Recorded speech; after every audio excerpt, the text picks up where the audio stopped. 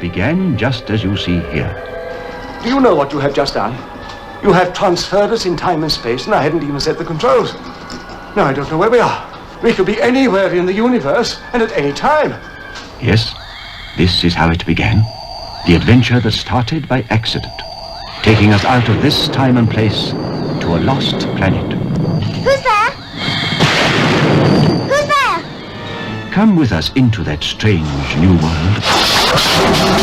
I cannot guarantee your safety, but I can promise you unimagined thrills.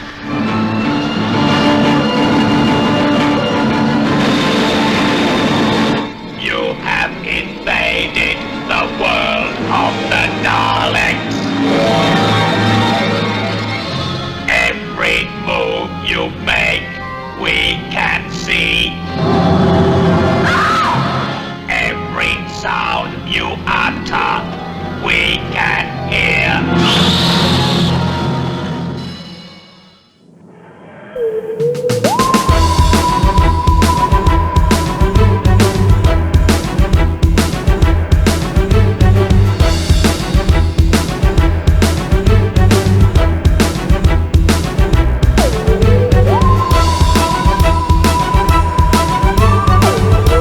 Hello and welcome to... Okay, just make a noise as I'm doing my intro. I thought my thing went off, but yeah, we're fine. Okay, right. Hello and welcome to Who Watches Who, a Doctor Who podcast with me, Matthew, and as always...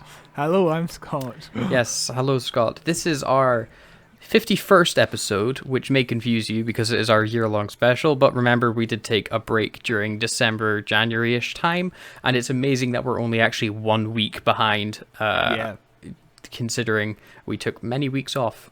I guess it's because we did all of those episodes. That would be, doing the episodes would make the number go up. But this is episode 51. It is our 1 year anniversary, and to celebrate that fact, we are looking at a very strange piece of Doctor Who history. Yes, it's very strange indeed. Yeah, with Doctor Who. Not as strange as K9, the Australian show.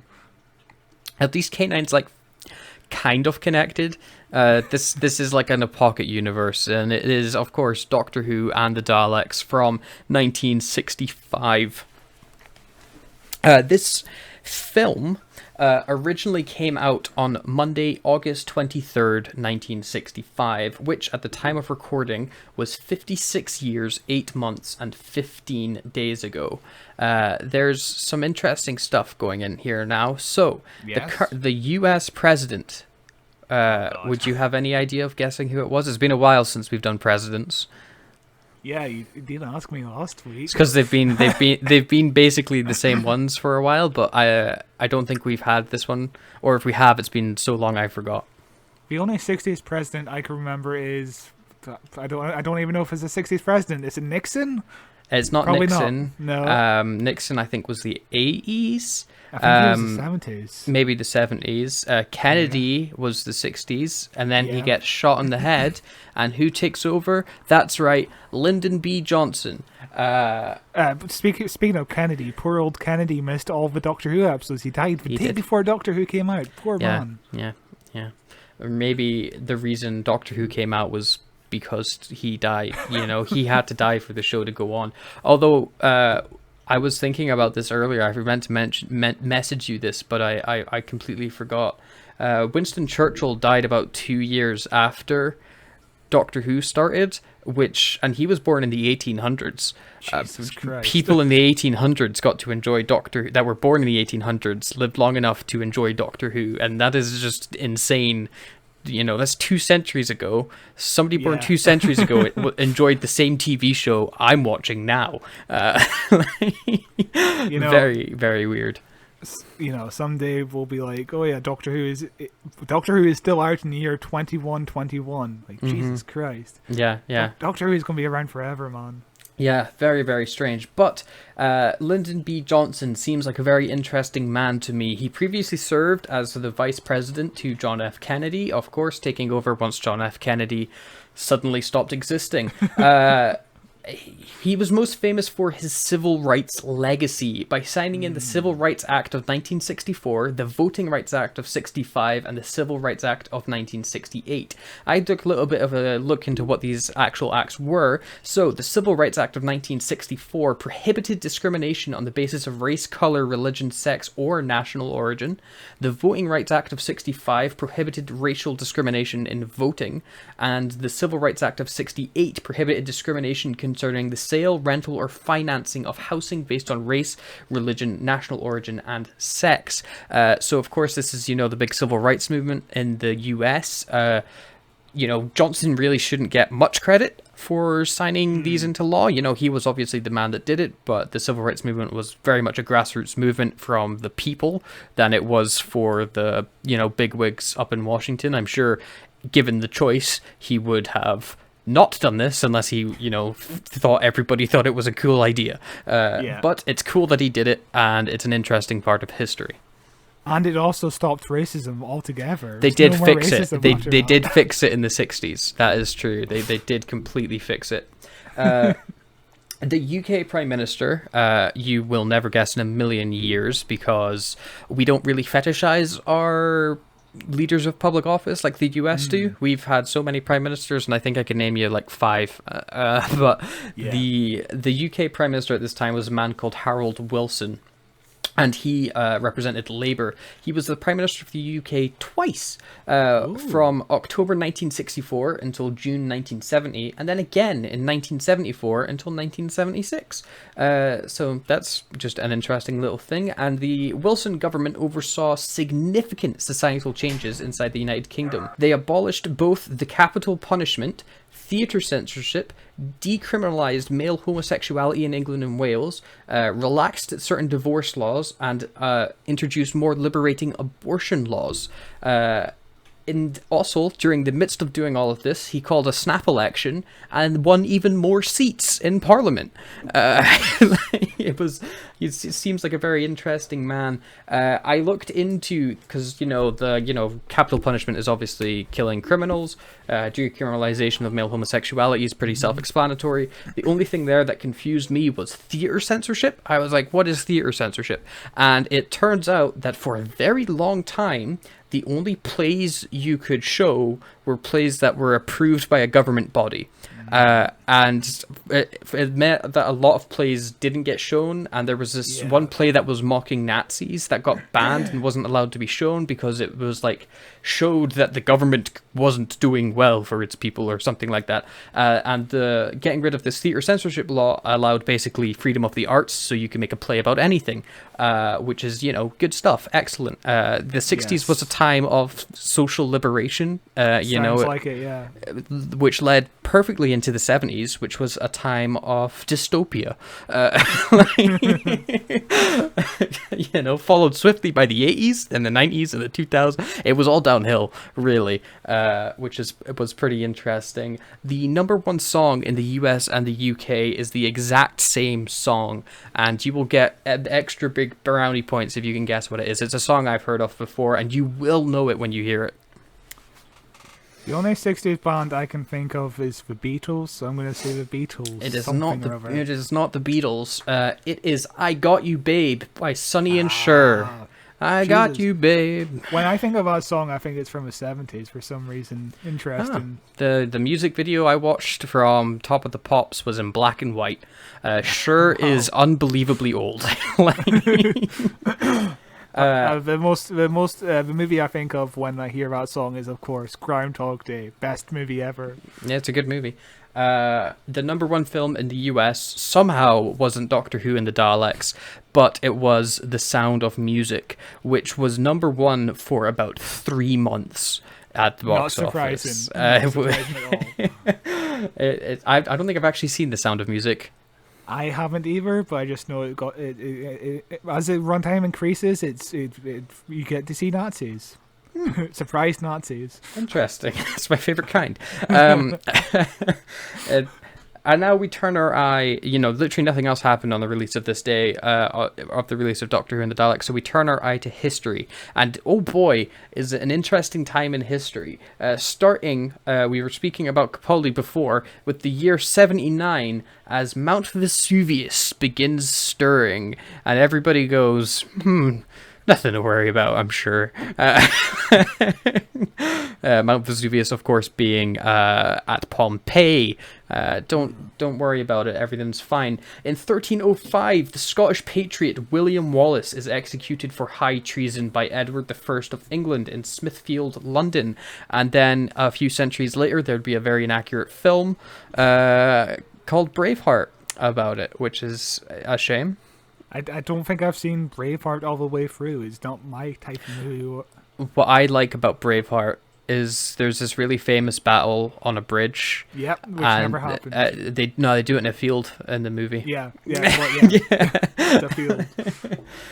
In 1617, the first ever one-way street opened up in London. In a long time ago, wasn't it? In 1850, the first U.S. National Women's Rights Convention convenes in Worcester, Massachusetts, and then we fast forward to 1921, and this is relevant for most recent news for us. The British declare a truce with the Irish nationalists Sinn Féin. Which they're back in the news, having just won the Northern Irish Parliament, and are calling again for a debate on a united Ireland, which making Star Trek's prediction of the future more accurate, terrifyingly. When was this? 1921. 1921, 101 years ago. Yeah, insane. To the day, to exactly today, 101 years ago. Yeah, it's very, very, history likes to repeat itself, doesn't it? Yes. It certainly does. Yeah, there's been and it always seems to be the worst parts we love to repeat as well. Hey, Irish unification could be a good thing, get rid of any power taking away from London is a good thing in my opinion, I don't know too much about Sinn Féin. I don't even know if I'm pronouncing it right. I'm probably not. I don't know their politics or anything like that, but, big fan of Scottish independence, so Irish unification, why not? Let's do it. In 1974, you were speaking about the Beatles. John Lennon reported seeing a UFO in New York City, which is cool. I'd like to see a UFO. It was probably a bird. Or a plane. He's probably on drugs, looked up, saw a flashing light from a plane and went, oh my god, the UFO. But I'd like to believe. In 1966, Osama bin Laden issued a message entitled A Declaration of War against the Americans occupying the land of the two holy places. And people just weren't that worried about it. Nothing coming up. I'm sure nothing came from that. No, easy peasy. And then the most recent news we have, 2005, Hurricane Katrina starts forming over the Bahamas, later becoming a Category 5 hurricane. I vaguely remember Katrina. I remember watching stuff on BBC News about all the flooding and damage it caused, but I was 5 years old when Katrina hit, so it's the vaguest of memories for me. Yeah, it's the vaguest of memories of me as well. I just remember thinking Mr. Bean was going to be on, and I turned over to ITV, and suddenly, there's this hurricane. So weird episode of Mr. Bean. Yeah. Actually, that would be a good episode of Mr. Bean. Mr. Bean causes a hurricane. But that is all I've got. Flash forward from 2005 to 2022, and Hit Podcast Who Watches Who covers an episode of Doctor Who and the Daleks. Oh boy. Doctor Who and the Daleks. Firstly, did you ever see this movie as a kid? I saw a wee clip of it. I think it must have been on Sci-Fi or BBC or something like that. And I would have clicked on it because Doctor Who and the Daleks. I was like, what's this? Doctor Who? Oh my god. I remember clicking on it, and it was a bunch of people sitting around in the woods. Yeah. And then they were like, Doctor Who, Doctor Who, Doctor Who. They kept calling him Doctor Who, and he clearly wasn't any of the doctors I was familiar with, any of the classic doctors or any of the modern doctors. And I was like, what is this rip-off Doctor Who show? And then I turned it off. That was my experience with Doctor Who and the Daleks. Yeah, the first time I watched this was in 2006. It was a few days before season 2 started. The one with what's his name again? David Tennant. The most famous one. Like if you say Doctor Who, the one everybody thinks of. But yeah, it was a few days before David Tennant made his proper debut as Doctor Who, and he wasn't going to spend the entire episode in bed. And I was like, oh my god, Doctor Who's going to come on. And obviously the BBC were like, oh yeah, we've got to advertise this somehow. And then we decided to put on, not an old story of Doctor Who, we put on the movie. And I was like, what the hell is this? How is he human? But I had an ear infection and nothing else was on TV that day, so I just watched it anyway. Wow. And you were a lot like Ian in the movie. That'll make sense later in the podcast for listeners. Yeah. I don't think I liked the movie that much. It was more of a oddity, like an odd fascination I had with it, rather than something I actually enjoyed. Yeah, I didn't like the movie that much watching it now. Spoilers for my opinion on the movie, but yeah, it's I didn't understand it back then. Now I understand it, and I just didn't like it. Yeah, it's certainly an odd. It's an interesting piece of Doctor Who history. It's a very strange piece of Doctor Who history. And it's kind of like an important piece, kind of. It's the first time we saw the Daleks in colour. It's the first time we saw everything in colour.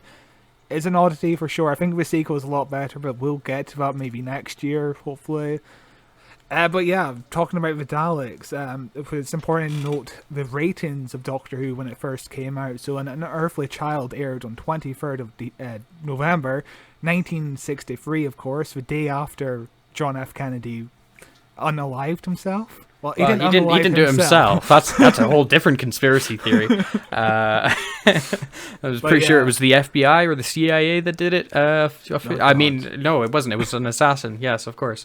But yeah, on that day, the first episode of Doctor Who got 4.4 million viewers, which is not great for the time. For the time, it's pretty bad. For modern day, that's like what we get nowadays, isn't it? Yeah, for the time it was bad because there was literally only 2 channels, or actually just one. I can't remember when BBC Two started, but yeah, just 1 or 2 channels, which is. So part of the country had power cuts, and another part of the country is like, holy shit, I am so depressed over the news of John F. Kennedy dying. I just can't watch TV this afternoon. So the BBC decided to repeat episode 1 the following week, and it got 5.9 million views, as did episode 2, which was decent ratings, still not great. And then Unearthly Child episode 3 got 6.9 million, nice. Episode 4 got 6.4 million. And then the Daleks started. Dalek episode 1, 6.9 million. Dalek episode 2, 6.4 million. Now, of course, Dalek episode 2 is the first time we actually saw the Daleks in full motion. And surprise, episode 1 ends in that cliffhanger. And surprise, surprise, the next episode shot up from 6.4 million to 8.9 million. So obviously the Daleks was an overnight success, basically. It was a word of mouth. You got to see these Daleks. They're so scary. Yeah, so episode 3 aired the 4th of January 1964. Obviously, people were going back to school. Everybody's talking about Doctor Who at the kids' playground. And episode 4 got 9.9 million. And in the last 3 episodes of the story, it got 10.4 million. So obviously, shooting up from 4.4 million to 10.4 million. That's massive. Yeah, I think if we didn't have the Daleks, we wouldn't have Doctor Who. Yeah. Like 4 million back in the 60s, you're getting cancelled real soon. But the Daleks are the reason Doctor Who's still going, Yeah, it made the show more popular. Like, I believe I've heard people saying that Doctor Who would have gone off the air in the 13th episode. So that's the Edge of Destruction with that odd 2-parter where Susan tries to stab everyone. Do you remember that one? Very vaguely. But yeah, obviously the Daleks were huge and an overnight success for the show. And obviously it was perfect material for the movie screens. I wonder if we didn't have the Daleks, if Doctor Who would kind of be like Blake 7, where some people are huge fans of it, and then most people like just don't really know what it is, and it's just this weird old sci-fi show, you know? Yeah. Without the Daleks, Doctor Who would have been just junked, Every episode would have been erased from existence. Nobody would have looked for anything. It was only 13 episodes. It would be. Yeah, it would just be. It would just be a thrown away, cheap sci-fi show that filled a slot for a few weeks in the 60s. So it's just crazy to think of how the Daleks just made Doctor Who. And of course, the guy who made the Daleks is Terry Nation, who started as a stand-up comic, and he was told the jokes are very good, it's just you who's not funny, which is rough. That's amazing. What an insult. Oh my god. So then he eventually found his calling was for script writing, so he initially wrote for comedies, and he was eventually approached for Doctor Who and was very insulted to be asked to write for a kids program. But obviously he needed the money, so he was like, I'll do it anyway, I guess. So he wrote the story based on his childhood during the Blitz and based the Daleks on the Nazis, pitching them as faceless, authoritarian figures dedicated to conquest, racial purity, and complete conformity. You say that they're based on the Nazis, but they're like squid aliens on a different planet, so how could they be even totally remotely... not political at all? No, Doctor Who's not based in politics. It's a sci-fi show, and when has sci-fi ever had anything to say about current day problems? Yeah. So our story of how the movie got made doesn't actually start in like a Hollywood production office or any kind of that. It actually starts with merchandising. And so Walter Tuckwell was an Australian man who lived in London. He was a toy entrepreneur. And he saw the Daleks on TV and he saw the merchandising potential. And the BBC at the time did not have any products on the market. It was a regular old George Lucas. Yeah. So the BBC told Walter, firstly, no licensing procedures existed to cater for such a request, and secondly, he was told to forget the idea as the Daleks will not be returning in the show. Cut forward to November 1964 and the Daleks were back. Yeah, and then cut to every single year, basically. The Daleks always come back. Yeah. So Walter eventually got in touch with Terry Nation, and Walter helped him get 50% ownership of the Daleks, and Terry was happy to give Walter the rights to make merchandise, which began appearing on the market by Christmas 1964. Daleks were everywhere in books, annuals, battery toys, construction kits, as well as other TV shows, and the only thing left was actually films. So so I think part of this is what led to the K9 being owned by Bob Baker, and which led to the Australian K9 show. Yeah. So small things happen for good reasons. It's that butterfly effect, isn't it? This tiny little change ends up echoing throughout history. And then obviously made the most impactful show in television history, K9, the Australian series. The world's a different place for it. So, the movie studio that made the Doctor Who and the Daleks is Amicus Films, which means friendship in Latin, and it was founded by Milton Subotsky and Max J. Rosenberg, who were both New Yorkers. Subotsky started writing army training films for the government during World War II and eventually crossed paths with Rosenberg, who was a movie distributor. The pair worked on The City of the Dead in 1960, which was a very successful horror film, and they decided they should build their own studio in the UK in 1962.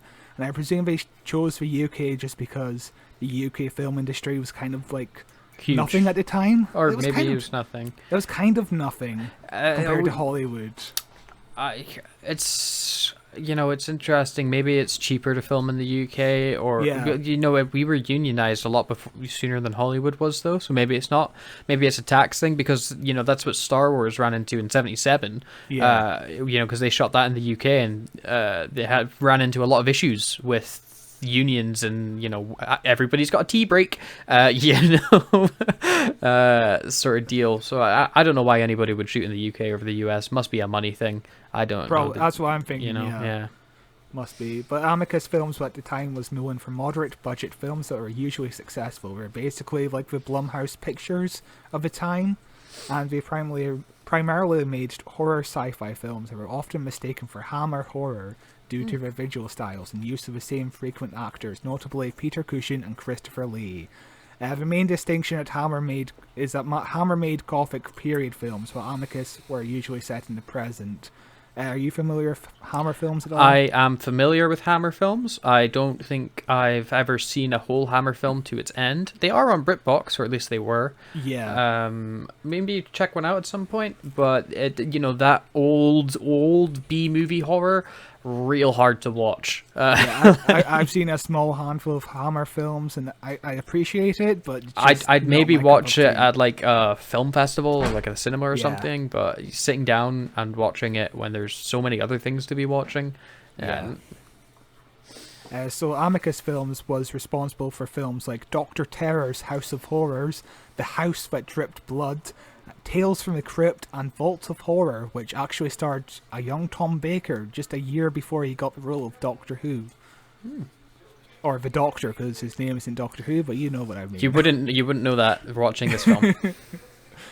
So Amicus Films eventually ceased to exist in the mid-70s. Subotsky immediately wound up creating Sword and Sorcery Productions and began trying to get a live-action Incredible Hulk film off the ground, which never came to be. A 1970s Hulk film would have been very odd. It's a bold choice to make in the 70s when you can't really do so much effect. I mean, you could kind of shoot it like a kaiju movie, but I feel like they would just shoot it like that 80s one. The TV show, the TV show where it's just a guy in green paint who's slightly muscly. Like, I've seen some episodes of the TV show. It's perfectly fine, It's just a guy in a suit. He's not even in a suit, really. He's got like he's makeup painted on. Green. Yeah. But he later wound up producing a bunch of Stephen King adaptations, Cat's Eye, Maximum Overdrive, and 1992's Lawnmower Man, which was dedicated to his memory as he died in 1991 at the age of 69, which isn't nice. No, not nice. Yeah, people die incredibly young in the world of Doctor Who, apparently, because we talk about people dying at a young age all the time in this show. People also just died younger in the 60s and stuff. They were smoking like 50 cigarettes a minute. Yeah. Like, my vague memories of Doctor Who, does the Doctor smoke in this movie, or no? I don't think so. I don't remember. Okay. I don't remember catching that. I remember one of the first episodes of Doctor Who in general. He just smokes, and that's the whole point of the plot. Is the caveman thinks he's made fire by magic, and he's like, "How do you make fire?" That's the whole plot of the episode 1. I don't remember the Doctor smoking in season 1, but it's fucking wild, man. I'll tell you that much. So Rosenberg found less success working as an uncredited executive producer in half a dozen horror films, most famously The Incredible Mountain Man, which you might be familiar with because Red Letter Media just did that. Yes, I am familiar with it due to Red Letter Media. The special effects in that movie are insanely fun. Yeah, they are the right side of schlock. The special effects. The film itself, not really, but the effects definitely are. I just love 80s effects. That's my jam. Yeah, I enjoy them as well. So Rosenberg had a semi-retirement between 1982 and 1997, only producing 4 films before retiring altogether. He passed away at the age of 89 in 2004, which is a respectful age. Yeah, not bad. So we're jumping back in time to talking about how Subotsky actually got the rights for Doctor Who. So in the early 60s, Subotsky took note that Hammer was finding new success in releasing family films, and he decided this was the perfect opportunity to get more cash. So he approached the BBC in autumn 1964, before Daleks Invasion of Earth aired, and got in touch with Verity Lambert, who was the producer at the time, and he was interested in gaining rights for 3 Doctor Who productions. So he wasn't sure which Doctor Who stories he was interested at this time. You've seen all these episodes. Which episode do you think would make a good movie out of those first 10 stories or so? I'm going to need a reminder on what those 10 are. Because I think Marco Polo could have been a great movie. Hang on. Let's pull up the oldie BritBox and remind myself of what these 10 episodes are. because I have seen them, but I don't know what they are off the top of my head. We've got An Unearthly Child. The one with the cavemen. I know Unearthly Child, yes. The Daleks. The Edge of Destruction. Marco Polo. The Keys of Marinus. The Aztecs. The Censorites. The Reign of Terror. Okay, right, let's see. Planet of the Giants and Dalek Invasion of Earth, which obviously got made into a movie. Okay, so it's season 1 and season 2. Yeah. Okay. So Dalek Invasion of Earth will take off because it's already been made into a movie. Yeah. Let's go for ones that didn't get made. Planet of the Giants, I think, could be a really fun B movie, kind of like a reverse kaiju sort of deal, you know, where we're focusing on the people and they're surrounded by the giant monster rather than the giant monster surrounded by the people. I think that could be fun. The story I remember being really boring, but, you know, if you gloss it up and stick in some fun effects, it could be more fun to watch, because the episode suffered from it being Doctor Who. Unearthly Child, safe choice, but not really the most interesting Doctor Who story.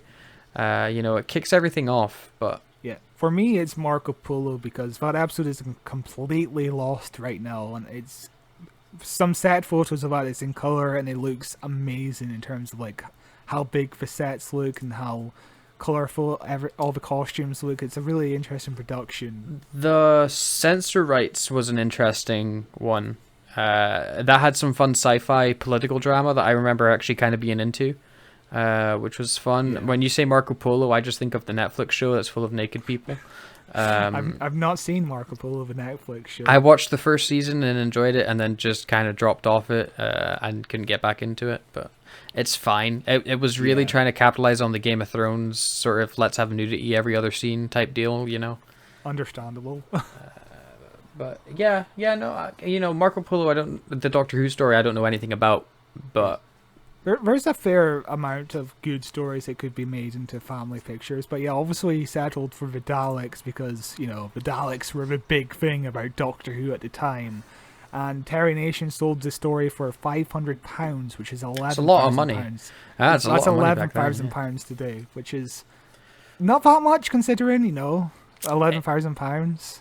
Yeah, but you got to think, you know, £11,000 today doesn't get you much, but £11,000, you know, £500 back then gets you quite a bit. You could buy like 3 houses probably.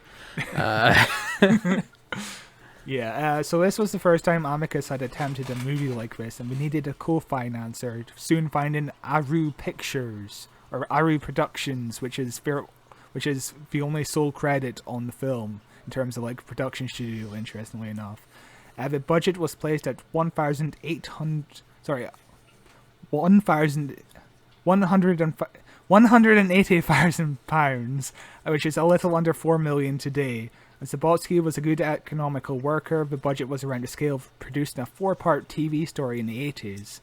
So yeah, that's a small scale budget, which is They for the movie. This is the movie that we're covering, yeah.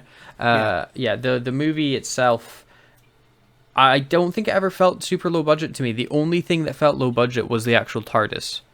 Everything else felt like it was definitely on a set, but it felt like it was a movie of the time. Yeah. Whereas the Doctor Who TARDIS just felt like they're, you know, round the corner of the shed with their lights strung up on the wall. I'm not a fan of the TARDIS either. We'll get into it. It's my least favorite TARDIS I've ever seen. Yeah, it's really fucking terrible. So the writer of this movie was Milton Subotsky, obviously, and he condensed a 3-hour story into 80 minutes, wanting to turn the seriousness into action and comedy. And yeah, it's certainly up to the comedy elements quite significantly. Up to the comedy, up to the action, and really downplayed the political elements. Yeah. Yeah, part of the political elements was underused because this was a picture film and nothing too scary or anything that could have been used in this picture, which is kind of a shame. I would have loved a more political take on the Daleks. Yeah, on the big and screen. You know, it's the 60s, so PG films have nudity in them, We could have had nudity in Doctor Who, but darn. Who out of the cast would you want to see nude? That would obviously be Grand Moff Tarkin. Interesting choice. But yeah, Or a Dalek. Yeah, Dalek nude would have been. We'll get into some of the Dalek nudity that was cut. Dalek nude, best friends with Dalek Sec. So the director of this film is Gordon Fleming, who was born in Glasgow. Yes. 1934, it was chosen director. He would later direct episodes of The Avengers, which is a Sidney Newman show. He would create Doctor Who, obviously. Target, Emmerdale, and The Bill, and he worked until his death in 1995 at the age of 61. Oh, young again. Young. I'm not. I'm sorry. It's a second guess wanting to work on Doctor Who. I kind of like the idea of living to an old man. I don't want to die in my 60s. Yeah, everybody just again. But this is people who were born in like 1934, which is probably smoked as well. And we're surrounded by it all the time, and you know, yeah. Working in the 60s doesn't sound fun in general. So on to the production, the design of the Daleks. So because Terry Nation owned the copyright, he gave producers access to Ray Cusack's blueprint. And Subotsky thought that at 5 feet tall, the Daleks were too short in the show and needed to impose on the actors. So they were given an extra 8 inches and £4.5 thousand were spent on the new Daleks. Can't say I noticed. Yeah, I just watched the first 2 episodes of the Dalek story. The Daleks are fucking short. Like, they're so short compared to William Hartnell. It's shocking. Whereas I suppose thinking about it, you know, in the TV show, everyone's like jumping on the top of the Daleks' heads and spinning around them and stuff like that. Whereas in the movie, you know, they have to reach up to grab its eye. Yeah. I never actually thought about that, the size of them before. I think the large Dalek works. I think it works pretty well. Yeah, the larger Daleks certainly work, and especially for the actors inside of them as well, because they have more room, obviously. So the new designs incorporated chunkier, wider bodies, larger flashing lights in the head of the Daleks, and it allowed the operators who were brought over from the TV show, interestingly enough, more space, even allowing them to stand if they wanted. So yeah, apparently on the TV show they were constantly getting their shoulders like restrained, and they would come out of a Dalek suit just in agony, which does not sound comfortable. So yeah, the TV Daleks were milky white, which made them look metal in studio light. So the movie Daleks had to be Technicolor, with rank and file Daleks being blue, leaders being red, and Supreme Dalek being black. And I think the colour system is interesting because obviously it would be incorporated in the show later on. It reminds me of the Power Ranger Daleks. Yeah. And that never came back, that dropped storyline. Those were kind of chunky Daleks as well. I kind of want them to come back. Yeah, they were made taller as well because they had to match Karen Gillan's height, who was a taller companion. And Stephen Moffat was like, oh yeah, we need more imposing Daleks. Yeah. Yeah. So it's a shame that storyline just led to nothing. Yeah, I think they turned up in Asylum of the Daleks. They were just like background characters. It's very possible, but like I think Stephen Moffat literally said, "Yeah, we had a plan for them, and then we just decided we weren't going to do that plan anymore." Yeah, which is a shame. I haven't seen the episode in forever, so I can't remember if it's any good or not. But yeah.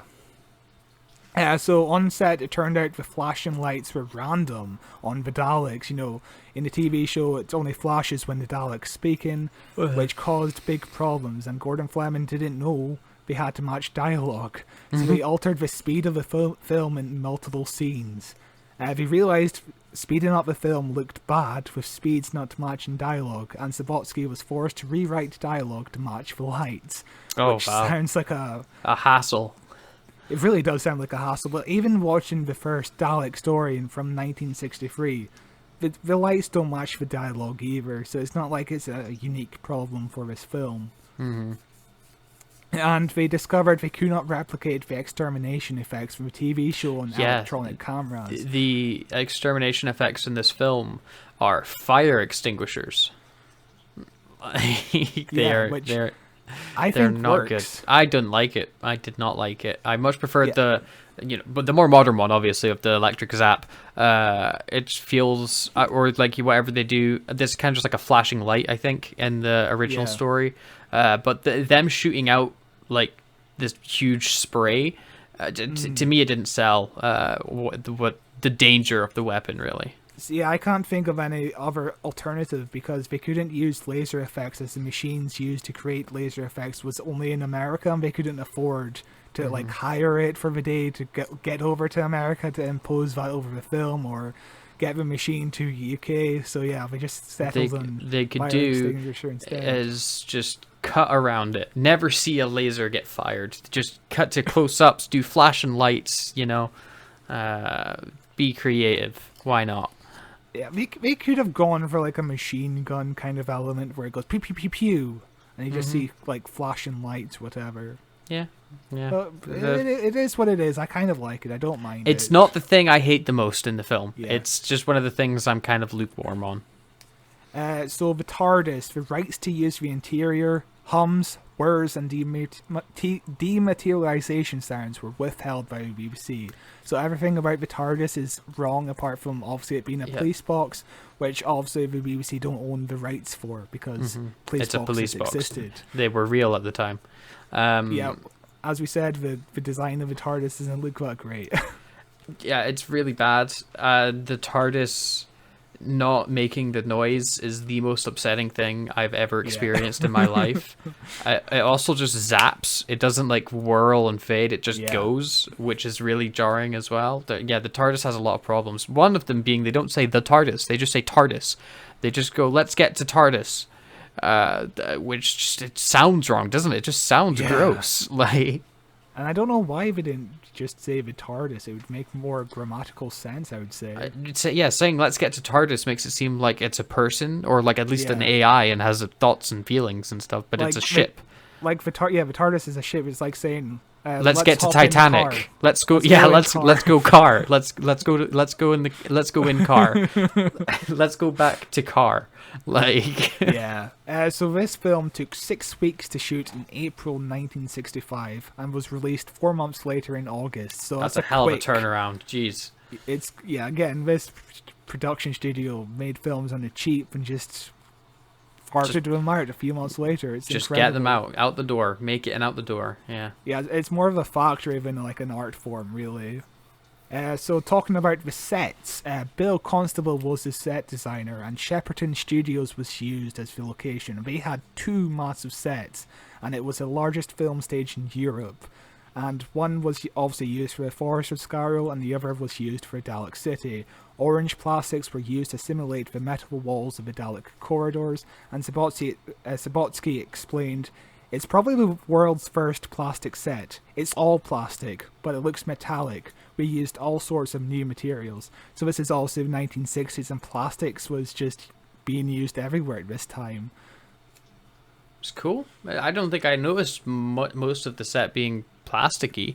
I think it worked pretty well. I mean, it's terrible for the environment, but it worked pretty well. It's the 1960s and we haven't quite figured out how terrible it was yet. Or they did, and they just completely ignored They it. just need to watch that episode of Doctor Who. Too bad they didn't have that yet, you know. Praxius. Sure. I mean, of course, Doctor Who would make a big anti-plastic episode like 5 years later with Spearhead from Space, the Autons. Yeah. So the cast, the characters were obviously altered in order not to waste time in establishing background, and it was easier to make Susan and Barbara granddaughters and Ian a boyfriend, and the Doctor was made to be a human inventor, which, you want to talk about any of that? I really liked Susan. I think I liked her more than Susan on the show because she was smart, she did things, and the Doctor seemed to like her, whereas the Doctor does not like Susan in the TV show.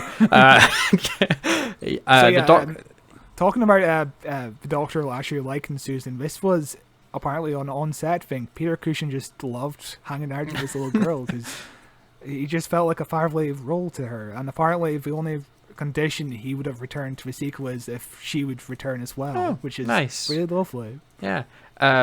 The Doctor being a human, him being an alien would have played nothing into the film anyway, and you're doing this as a standalone piece, so adding that he's an alien just throws in this curveball to the whole film that you don't really need.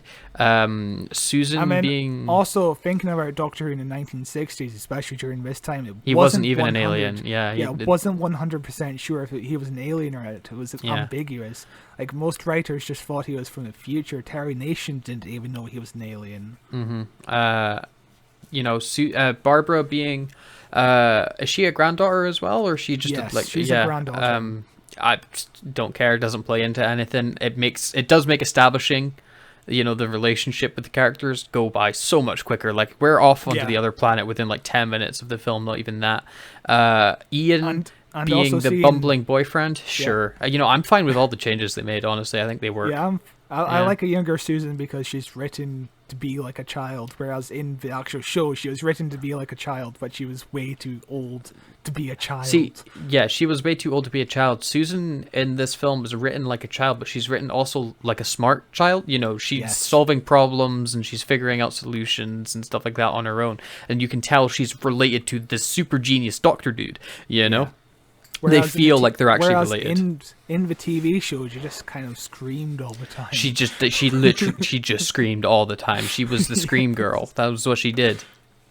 But yeah, Ian and Barbara being not school teachers, following around this little girl after school. Yeah, it makes Ian and Barbara seem less creepy. Yeah, definitely. Ian is a lot less likable though.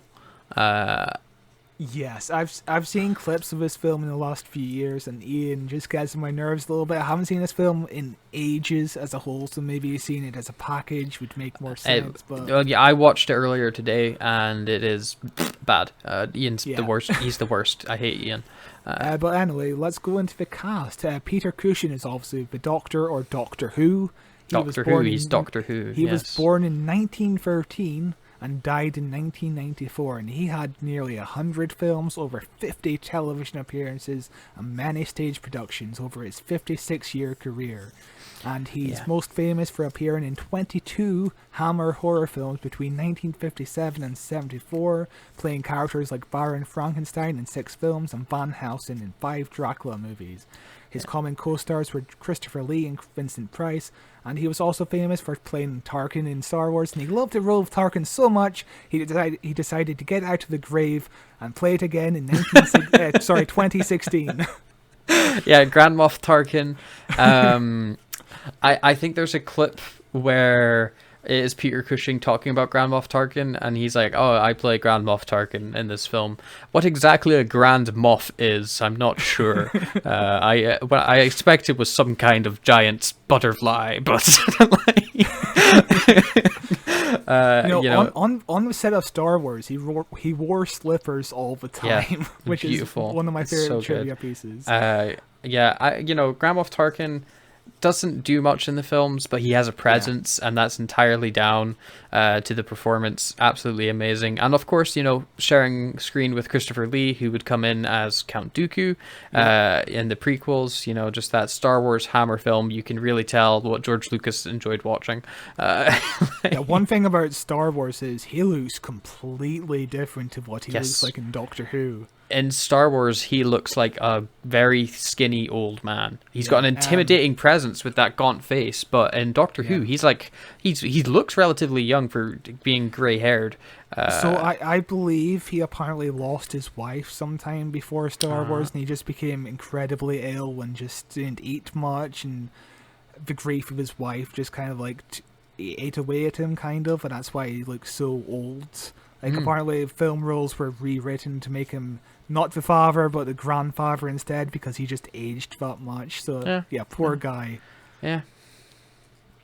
So Subotsky said, "We had to have a star name on the picture, otherwise we'd have no overseas sales outside of England and Australia where the series was shown." Obviously, Peter Cushing was like a worldwide guy, and I was like, I would say Peter Cushing was Cushing, worldwide guy. I would say Peter Cushing was a great choice. He's the most recognizable guy, and he's One of the things that made me interested in this film was Peter Cushing as the Doctor. I'm like, I want to see that. I want to see Peter Cushing be the Doctor, please. So Peter Cushing later said being Doctor Who was among his favourite roles, enjoying the popularity it gave him amongst children, and saying it's the most heroic and successful parts one could play, and therefore a reason for its long run on television. So by all accounts, Peter Cushing was a lovely guy, and Yeah. yeah. Lovely. So playing Ian is Roy Castle, who was born in 1932. He was an English dancer, singer, comedian, actor, television presenter, and musician. So quite the list of talents. A real James Corden of his time. God, no. Thank God we finally avoided James Corden as the 14th Doctor, because I was I wasn't worried, but I was kind of worried. There was that nudge in the back of your brain where you went, oh, it could be. But James Corden, dear God. So Doctor Who and the Daleks was only his second film, and his first role was in the film Doctor Terror's House of Horrors, which was another Amicus Films, who also had Peter Cushing, and his role in that film was a young jazz musician, and he was very talented at playing trumpet, apparently, for a jazz band. regular old Bill Clinton. God. He played saxophone. Making the worst comparisons today. What the fuck is wrong with you? I didn't like Ian. So he was conscious about avoiding copying William Russell's performance, wanting to bring his own personality instead. And he was given free rein to do a lot of the comedy, which, as we said, is probably like one of the worst parts of the film. A lot of the comedy is, oops, I fell over. Yeah, he's a Jar Jar Binks of this film, isn't he? Yeah, but I kind of like Jar Jar, you know? What is wrong with you? So Roy was too busy to do a sequel, so he got replaced by Bernard Cribbins instead, which is a better choice. I mean, Bernard Cribbins, of course, he's Doctor Who's grandpa, but do they reference his change in appearance at all? Or do they just pretend like he didn't change? What do you mean? So is Bernard Cribbins coming in playing Ian, or is he playing a different character? Oh, okay. He plays a different character. So they didn't recast Ian. They just brought in a different guy. Okay. Yeah, we just replaced the actor and just made a new character instead. So Castle soon decided that doing movies wasn't really for him, so he gradually accepted less and less movie roles, with his last acting performance in 1975's Legend of the Werewolf, which starred Peter Cushing, so he basically came full circle. And he soon turned his focus on being a television personality instead, becoming the host of a popular kids show Record Breakers between 1972 and 1993, and during his time on the show he broke 9 world records for himself. And some of these records include fastest tap dance, 1,440 taps per minute, which is 24 taps per second, longest wing walk at 3 hours and 23 minutes. What's a wing walk? Playing a wing walk is basically when you're on a plane and you're basically standing on top of the plane. Okay. And he did that for 3 hours and 23 minutes, which is... Jesus Christ, I'd be scared. And his other world record is playing the same tune on 43 different instruments in 4 minutes. So yeah, he was a very talented motherfucker. A quick man. Yeah, and he died in 1994 at the age of 62. Another young death. But yeah, probably the most talented person on this film, I would say. Yeah. And in the role of Barbara is Jenny Linden, who was born in 1939, and her most known role is playing the lead in Nightmares 1964, which was a Hammer horror film, and playing Ursula in Woman in Love, which is a 1969 film which she won a BAFTA for. She did a small number of horror films and spent most of her career playing bit parts in single episodes of TV shows and lead roles in TV movies and miniseries. She lost her last acting performance was in a 1995 episode of Casualty, and she's still alive, which is good, and she's not really doing much these days. She's probably like 300 years old. So. And our last actress of this film is Roberta Tovey as Susan. She was a child actress who had begun appearing in films at the age of 7 in 1960, and Gordon Fleming came to her school in early 1965 looking for a perfect Susan, and chose his 12-year-old Roberta Tovey, thinking kids would be more likely to identify with a child rather than a teenage girl, which makes a lot more sense, I would say. Yeah, it works. And, you know, especially a teenage girl played by like a 29-year-old. Yeah, a 29-year-old in the 60s, so they look 42. surprisingly, Carol Ann Ford is still alive. Yeah. Which is... How old is she now? She's in her late 80s or early 90s, so yeah, Wow. we should really bring her back sometime soon. Yeah. So Roberta Tovey found it hard transitioning from child actress into an adult actor, having bit parts few and far between, eventually retiring from acting in 1988. Since then, not much has been heard about her aside from a few appearances at Doctor Who conventions and appearing on a BBC Radio 4 documentary in 2013, talking about her time on a sequel of Bernard Cribbins, which is lovely. Sorry, I'm burping. So the voice of the Daleks is Peter Hawkins, who was the voice of the Daleks in Cyberman in the 60s. He returned for the film, and he was also in Doomwatch as a computer. Doomwatch is a show created by the guy who made the Cyberman, and he was in Rainbow as Zippy, and also in Gromit. He was also Gromit in Wallace and Gromit. That's cool. Which I don't think of Gromit easy, really having a voice. Yeah, it's an easy voice acting role being Gromit, isn't it? Do you Gromit do anything? Gromit is does he climbing even a make a wall in noise? the scene. I don't think so. Gromit's like I don't remember. silent. That's like Gromit's He doesn't whole thing. have a mouth. He doesn't. He just how did he voice Gromit? I feel like that was just he got paid for doing something that he wasn't supposed to be doing. Maybe he does a good impression of a dog crying or something. Maybe he does like his voice acting. He got in the booth and he went like this. And then he just got paid a lot. You just caused a lot of people to just look at their phones thinking, what the fuck happened to my audio? Well, I was just doing an amazing Gromit impression. But I forgot what I was going to say. Oh my god. The Dalek voice. In this movie, I hate it. I like the effect. I think it's good. But every line of dialogue is spoken at this speed. And getting through the scenes takes forever. And I'm joking. I don't have anything else to say. Okay. But yeah. I think that's just the effect of the Daleks in the 1960s. We all spoke very slowly, which is...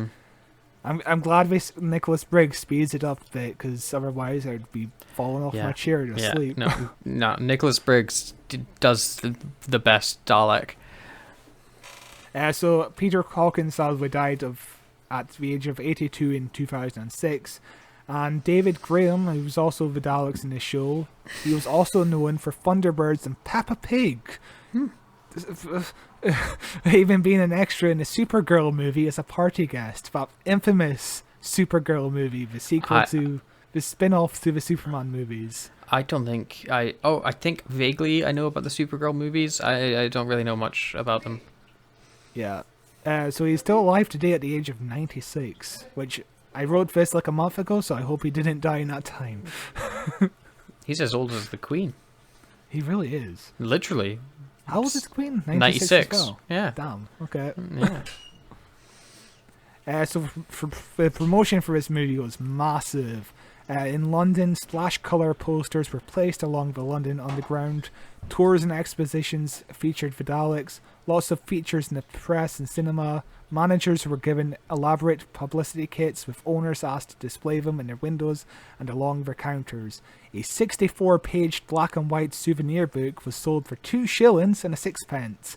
It contained dot-to-dot puzzle pictures relating to the film and gave children the complete story of the film written by Terry Nation. I tell you, undamaged, unspoiled copy of that is probably going to be worth at least something to someone. Yeah. Probably close to £1,000, I would reckon, something like that. Yeah. So TV21, which was designed for Jerry Anderson's shows, which is like Thunderbirds, Captain Scarlet, those kind of shows.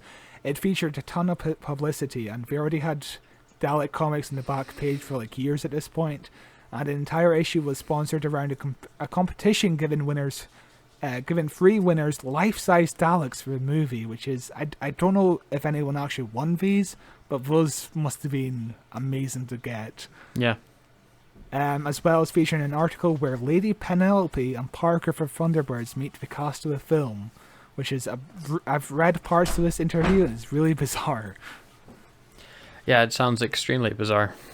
Also in the magazine, Woolworths also sold Dalek badges, and Cadbury showed readers how to make chocolate Daleks. This is the Dalek mania that the Blu-ray goes on to talk about, isn't it? Yeah, Daleks taking over. Yeah, the Dalek mania in the 1960s was comparable to Beatlemania, Batman mania. Was there any other manias? WrestleMania. Romania.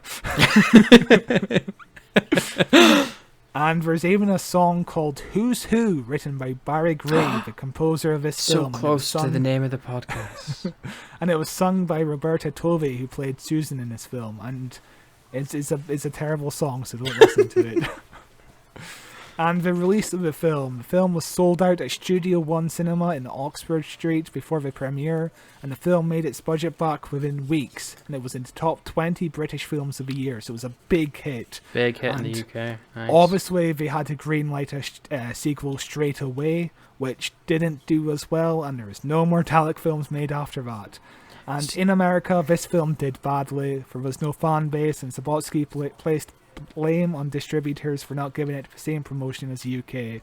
And I the sequel not making much money makes sense to me because, just looking at titles, the first film was called Doctor Who and the Daleks.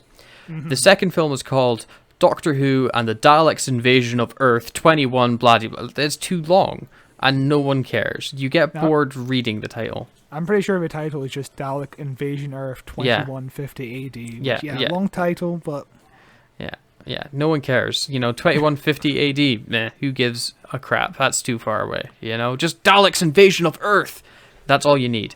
But yeah, that's it for a little bit of trivia before the film. A little bit of trivia. It's an hour-long bit of trivia. What are you talking about? My throat is dead. Yeah, but... we shall jump into the film God right help now. us all. Come with us to the petrified forest. Meet the Thals, the blonde giants who have survived the monstrous rule of the Daleks. We must get to the city. They could have scanners here, anything. I'm going back. No, you're not. We'll be killed. We'll never defeat the Daleks. Remember, we are watching you. We can destroy you. It's a trap! Go back! Run! These are the people trapped by the Daleks. Dr. Who, the brilliant science professor. The young man who triggered off this strange journey. The professor's frightened granddaughter. And the youngster who inherited her grandfather's adventurous spirit. Doctor Who and the Daleks. Now you can see them in color on the big screen, closer than ever before. So close, you can feel their fire. So thrilling, you must be there. Barbara, look behind you! Stop the countdown! The bomb will destroy the planet! Okay. Right. So, the film begins with the, old-timey way of having the credits first instead of at the end. So it's like a couple minutes of credits under some funky lights in the background while the theme song plays, and it's a groovy. It's not a Doctor Who theme song. It's a groovy 60s jam.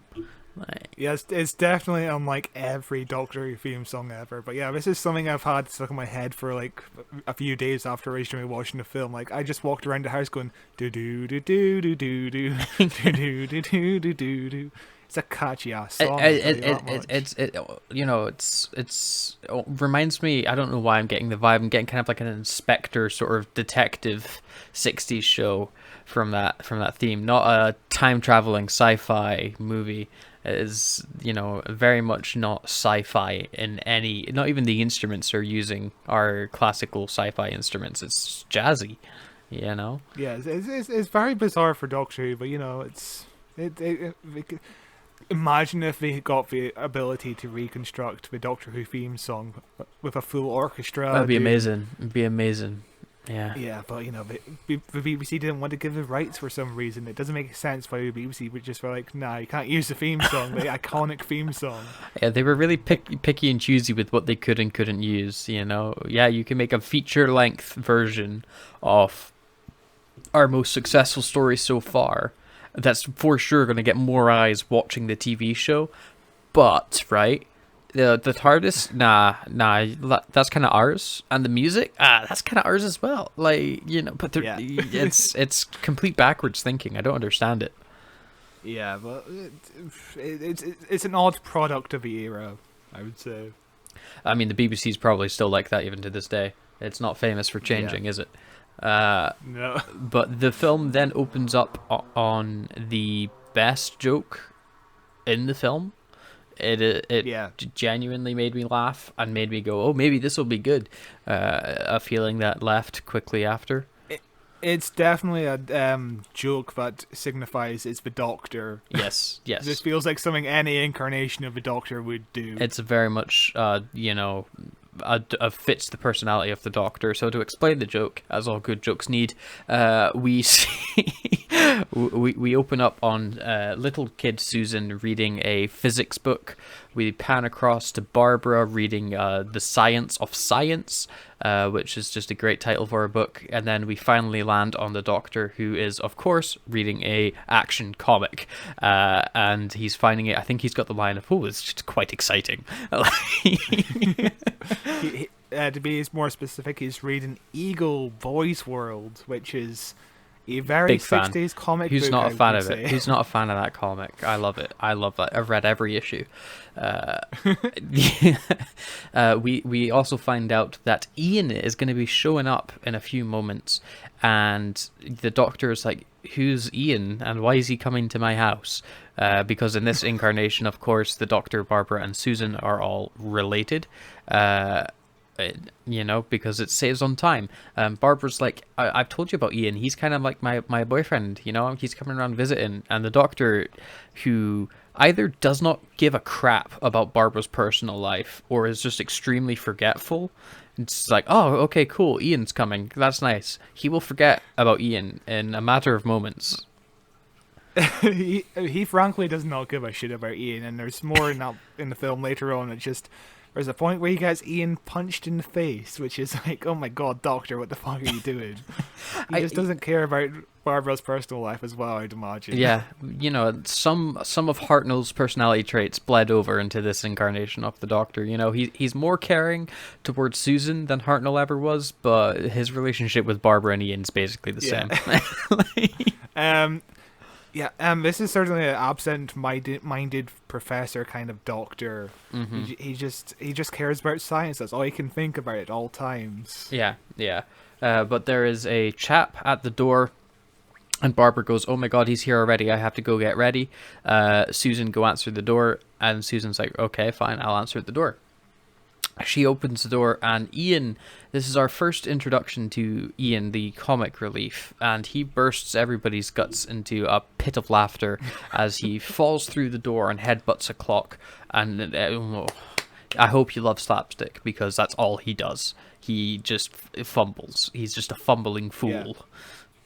So off camera, we watched about 10 minutes of this film just to reacquaint ourselves with what's actually going on in film, and he probably has like 5 moments of slapstick in like 8 minutes of screen time. The entire plot starts happening because of his slapstick. Like, they only travel to the planet, which Scarrow. It's not Scarrow they're on, is it? No, they're on Scarrow, but it's not actually named Scarrow in this film. Right, yeah. They only travel there because Ian falls onto the terribly placed plunger that makes the TARDIS... We'll get to the TARDIS. It's the worst part of this film.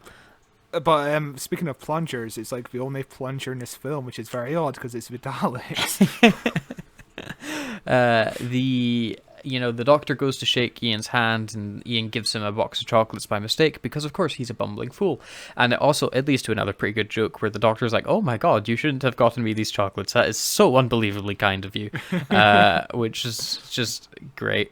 Yeah, it's another moment where it's like, oh yeah, I can imagine any incarnation of the Doctor doing this. Yeah, yeah. Like John Pertwee with a sandwich in the Sea Devils. Yeah. But Ian explains that no, of course the chocolates are for Barbara, and he goes on to say that they are soft-shelled, which is something you should remember for 2 seconds' time, and also later in the movie. Get it? It's foreshadowing, where the Doctor weirdly puts the chocolates down on a couch, and then he tells Ian to sit on the couch, and so Ian, being blind, sits on the couch and sits on the chocolates, crushing them, and they're soft shells, so all the chocolates are ruined. And then Ian gets up again and he goes to sit on another couch, and the Doctor's like, whoa, wait, don't sit there. And I honestly thought they were going to do there's another box of chocolates sitting on that couch. But no, instead it's the Doctor's left his sci-fi gadget there. It gets who's the fourth sofa for? Because everybody has an armchair. The Doctor has an armchair, Barbara has an armchair, Susan has an armchair, and then the gadget gets an armchair as well. I think it's just an armchair for an extra guest, but the Doctor didn't expect Ian there, so he's like, "Oh yeah, I'll just leave this here because nobody's going to sit on it." I suppose that makes sense. Yeah, that's not an active seat in the house. There's also like other chairs in the background because this is a 60s living room, and there's a little dining room set up in the background. Yeah. This is certainly a 60s house. The wallpaper is very fucking ugly. The Doctor and that then starts explaining that it's a gadget for his machine that he's building called TARDIS, and he's like, do you want to come see this machine? And Ian's like, yeah, I suppose. Barbara's being removed from the plot for now. So maybe I wasn't paying attention, but what exactly does this gadget do to the TARDIS? Yeah. Yeah. It does the thing. It sci-fi's it. It sci-fi's it. I don't. Yeah, we didn't understand. It's a gadget. It does the blurp, and then the flourish works. So yeah, there you go. It's the blurp for the flourish. The Doctor leads him outside to this very cute garden. Before that, he also forgets Ian's name. He does. Another good joke. He calls him Harold. Yes. Which is interesting because it's usually his last name he forgets in the show. Yeah, it also leads to another good joke when he forgets it moments later when Ian's like, oh no, it's Ian. And the Doctor's like, oh yes, Ian, of course, right. And then he opens the door. He's like, off you go. Yes. Which is, it's... the Doctor is very quick with the jokes in this opening scene. They kind of don't happen as much as we actually get into the rest of the film. I didn't remember finding it as charming when they actually get onto the alien planet. You know? So this opening 7 minutes is completely original to the film. The rest of the movie is just basically beat by beat, line by line, what happens in the show. Actually, the Doctor does get some of Ian's lines, because obviously Ian is completely useless in this plot, but it's pretty much identical, apart from characterization. So yeah, there is not much room for other jokes for the Doctor here. It's a good start to the film, though. It's almost as if they wrote their own original Doctor Who story. They'd have a much better time than just ripping off a pretty okay episode of season 1 Doctor Who, but the Doctor takes Ian out into the backyard with Susan, and he's like, look, it's my TARDIS, and it's a police box for no discernible reason other than my headcanon is he just stole a police box to build his machine in because he needed to build it. Susan gets the line, of course, time and relative dimension in space, which is what TARDIS stands for. Although in this film, they will refer to TARDIS as a name rather than a possessive object. So it's like, let's get to TARDIS rather than let's get to the TARDIS. And it drives me insane because it doesn't make sense. Let's get to horse. Let's go car.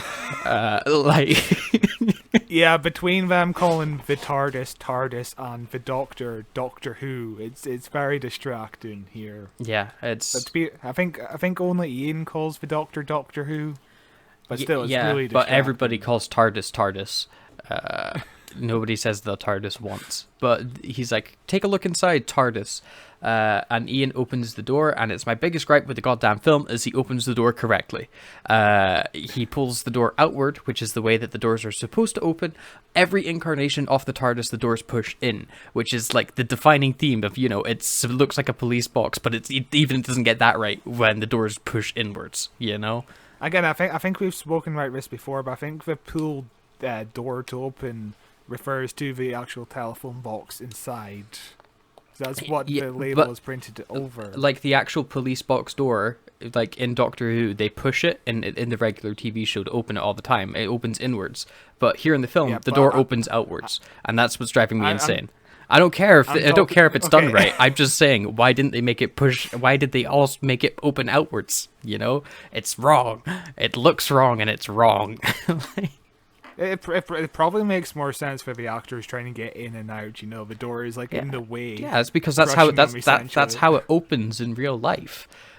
Because if the door was to open like that in real life, if it pushed inward, you'd have no room in the box for the table and stuff that's in there. It would have to open outwards. But yeah. He opens up the door. And we get our first look at the TARDIS, and I was excited to see what this TARDIS looked like. Yeah, because if we think back to the Doctor Who movie, it's the most beautiful TARDIS I've ever seen in my goddamn life. If we even look back to season 1 Doctor Who, the TARDIS set is pretty impressive. It's mostly a big white room, but it's sci-fi-ish. It feels like it's a spaceship. It feels like they're inside the TARDIS. And so Ian opens up and he steps inside the TARDIS, and he's in a studio, a black-walled studio with some lights on the wall. It's the worst-looking set I've ever seen in my goddamn life. There's a million different colored wires. There's a bunch of balls. There's just crap around, and what's worse is it's clearly not filling all the space. There's clearly space left in this room for all the studio people and cameras and sound and people to get around. So it's half of a studio. So you've got one hard back wall and that's it. It's awful. It's just let's stand in a room and talk. Yeah. It just looks like a shed, basically. It's just a shed with a black wall, and it's very boring to look at. It's not designed well. Yeah. It's just, let's put this stuff over here, and let's put this stuff over here. More wires over here.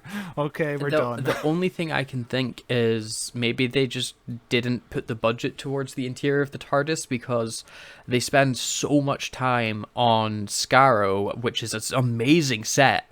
Compared to the TARDIS, they're in it 2-3 times, and they're like, well, it just doesn't warrant us putting in all this effort for something we're barely going to see. They're probably only using the TARDIS set for an afternoon at most. Yeah. And there's, So that would be a reasonable understanding, but stop being goddamn lazy. Ian steps out again. He walks around the TARDIS, and he does the whole, oh my god, how's it going to be there? But he has the calmest reaction when he goes into the TARDIS again after walking around it. He's like, "How have you managed that then? How did you figure out how to get at that? That's pretty impressive." Yeah, he's so chill about it, and I'm like, dude. Which I guess is it was in the show, obviously the Doctor is an alien. Holy shit, he's got a spaceship. Whereas here it's he's a scientist, and he somehow made a box larger on the inside. That's interesting. It's very odd. How do you manage that? Yeah, but it's two different incarnations of the TARDIS. Even if in real life I went, Scott, I've just invented something. Come round to my house, right? Step in this box. You step in the box, it's bigger on the inside. You're going to go, Jesus Christ, you've broken the laws of physics. You're not going to go well, that, Matthew, is pretty nifty. You're going to have this earth-shattering reaction, not that's pretty cool, but... Maybe he'd be more impressed if there wasn't a bunch of fucking shit hanging around everywhere. Yeah, true. Maybe on the inside he's like, holy shit, this place is a fucking mess. What the fuck are you doing, Doctor Who? This man is a hoarder. This man is like Chris Chan's mum. But Barbara suddenly appears in the TARDIS, and she's like, "I thought I'd find you in here," which immediately gave me like they kill people in this room vibes. Like Barbara lures men to the house, the Doctor takes them into this big mysterious TARDIS, and then they murder them. It was very sinister. And she's like, "Oh, it's so nice to see you, Ian." She gives him a big hug, and then Ian sits on this inexplicably not locked lever that makes the TARDIS move. Why not stick it so you have to press down a button and push it, rather than it's just just push it? It's so poorly designed. But hey, here we go. But also here, do you blame Barbara for the accident, or do you blame Ian?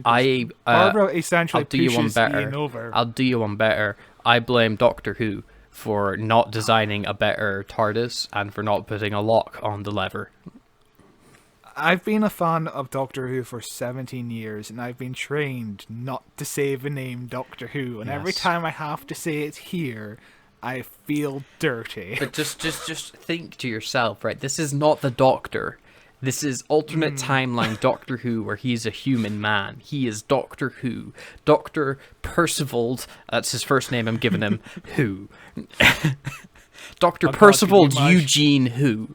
That's his full name. Dr. Percival Eugene Spencer Who. That's his whole name, okay? So that's just what we're going to have to call him from now on. So for the last 2 weeks, we've had news about the 60th anniversary. Could you imagine if Russell T Davies turned around and was like, "Oh yeah, this is kind of like our multiverse of madness. We're going to fucking meet Doctor Who, played by Peter Cushing, and he's going to be CGI." Yeah. That'd be amazing. That would be an interesting choice for them to make. Also because it would be a big deal, because I'm pretty sure Disney just own Peter Cushing. I'm pretty sure we do. Which is... What a terrifying time to live in. Yeah. Well, it doesn't bother Peter Cushing, I guess. He's dead. But the TARDIS starts moving, and the Doctor Who is like, "Oh, you've set off the TARDIS and I don't know where it's going. This is quite exciting, isn't it?" Which, again, he's the Doctor. It's showing the Doctor's personality through. I think he does it. He's kind of like a mix, I think, of the first Doctor. There's a bit of, obviously it's before Back to the Future, but I get Doc Brown vibes from him. Yeah. Rick, if he was less drunk, from Rick and Morty. It's sort of just a regular mad scientist, is how he's playing it. Yeah, Doctor Who is a mad scientist who is excited about exploring the universe, whereas in the TV show, the Doctor was an old man, a cranky old man who kidnapped these two teachers, and was like, "I'll just kidnap you, I'll take you to wherever we go." He kidnapped these two teachers and then hated them the entire time. and he goes off and tries to murder cavemen, and at any point he could have taken them home. No. They chose to... Yeah. To be fair, the teachers did stalk his granddaughter. To be fair, but they were worried about her for good reason. Yeah, I suppose. I mean, I don't get why she went to school in the first place. But as soon as we start as soon as we pull that thread, the entire show unravels. She went to school because she wanted to learn about Earth culture and all that shit. She wanted to blend in with the humans, whereas the Doctor was like, "Oh yeah, we're just gonna stay in this fucking bin." That's where they were, just a fucking bin. They live in like a shed, don't they? They live in like a big shed. They live in a shed and in the junkyard. Yeah. Imagine the fucking smell. I know the TARDIS is massive, but imagine it over time. It would just smell like shit. Yeah. Anyway, the film continues as they land on Scarrow, but not named Scarrow, mysterious purple world. And they all step out of the TARDIS, and suddenly the film becomes beautiful. They're obviously, this is very early color film. So they are just sticking color everywhere, because they're like, "Oh my god, look at this new technology we have. Look at all these colors." And it is just stunning. It looks amazing. And I cannot wait for that 4K remaster to come out, because it's going to be absolutely amazing. It's so incredibly sad we are not looking at the 4K right now. It's like, oh my god, could you not have just released this? I know, just a month or two sooner, please, because I'm looking at it in 1080p, and I'm like, yeah, it's nice. Yeah. It's very pretty, but in 4K, it would just be just stellar. You know.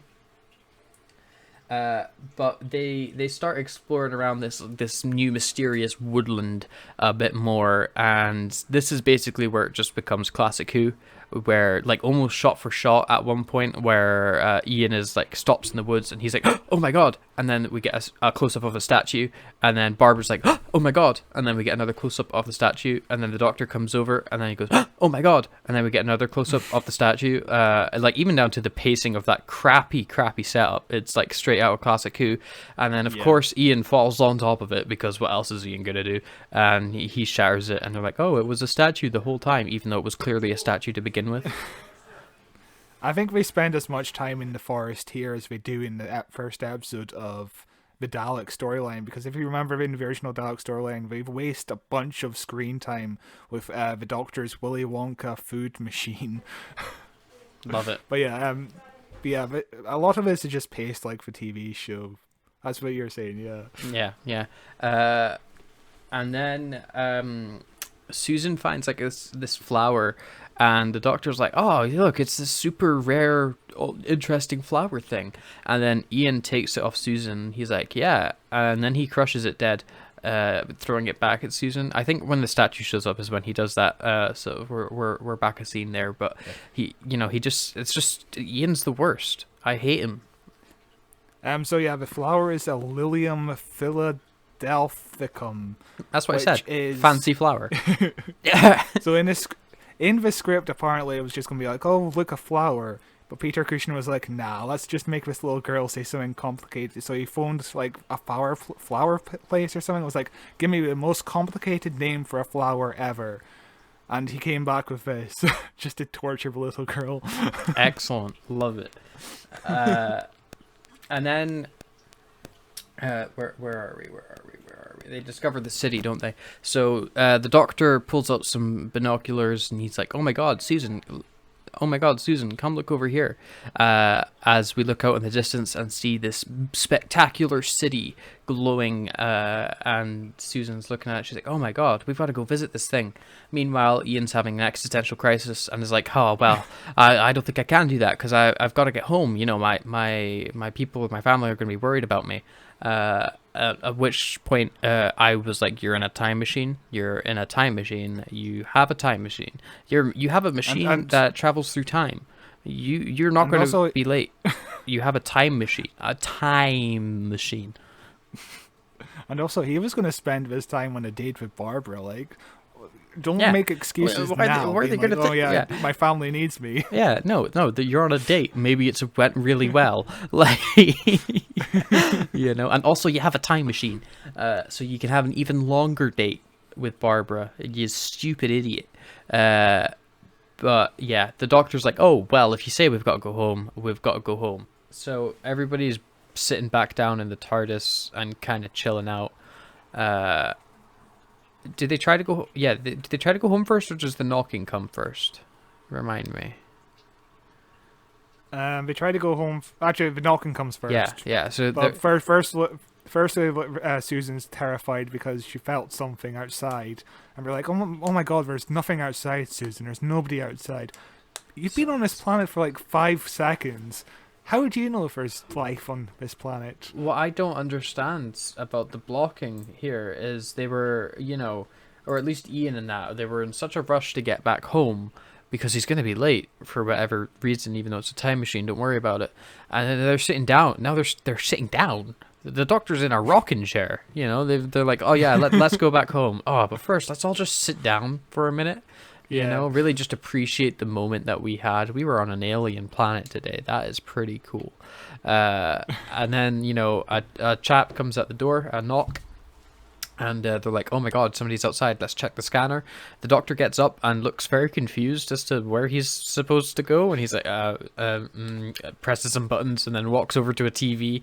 Like, it's very much like he didn't know his way around this TARDIS, which is fair enough. It's terribly designed, Yeah. Like having there's like wires. There's fucking wires sticking out of everything. It's like, how many wires do you need in the TARDIS? That many. But he looks outside the scanner. We see this camera pan back and forth, and I'm like, nobody's here. Oh well, guess it was nothing. Let's go home. And Ian presses on the lever thing. They're like, hey, Ian, you get to do the honors. Press the lever. He presses the lever, and oh my god, would you believe it? Nothing happens. Oh, gosh. Which leads the Doctor to be like, why did nothing happen? He finds out that the mercury thing, the thing with the mercury has no longer mercuried, and that we need to get more mercury. Yeah, this is kind of like season 1 TARDIS. It's like, oh yeah, we need this to work with TARDIS, we need a lot of this, we need this, we need this. Whereas nowadays it's like, oh yeah, we just flip the switch. Magic. That's all we really need to do. Like, when was the last time they talked about the mercury needed for the TARDIS? I think the last time they spoke about any actual inner workings of the TARDIS was Journey to the Center of the TARDIS, when like its engines when its engine is like the black hole of a dying sun or something, you know. But you know, and the whole Mercury storyline in this film plays into nothing. It is just the thing that pushes the plot for them to stay on the planet, whereas in the TV show, it actually leads to really interesting conflict and character work for the First Doctor and the companions. You know, but the First Doctor says they need to get this Mercury and they have to look on the planet because, well, he doesn't have any on him, when in reality he has Mercury on him the entire time, which plays into later on when they find out that the planet is full of radiation and they're dying, and it's like, this was avoidable, but you chose to get us almost killed because you wanted to satisfy your curiosity, Doctor. Whereas here, it's just like, SpaghettiOs, the thing's broken, isn't it? You know, we've got to go out and fix it. Yeah. You know, it's something I think the TV show actually did better than this film. I think this film could have worked better if it's like, oh yeah, the Mercury really did run out. Because here, in the TV show, it's to make the Doctor appear as like an asshole, basically. It's a character arc for him to gradually soften over time and become a good person. Because he was an asshole in his first few episodes. Oh, yeah. Whereas here, it's like, oh yeah, it's in my pocket because I just wanted to explore. That's what he tells Ian later on. It's like, okay, but still, there needs to be consequences to you. Just put it in your pocket. You need to have consequences, Doctor. Yeah. You can't just put these people at risk. But they all go outside, and there's some shenanigans with this wee blue box thing, not the TARDIS, haha, or TARDIS, should I say, that's sitting on the ground. Ian's like terrified to pick it up. Barbara's not helping. She's like, don't do it, you'll die. And Susan's like, shut up, everybody. She picks it up. And inside is some vials of liquid and pills, which radiation tablets, surely, is what I'm thinking they are. I don't remember what they actually are, but...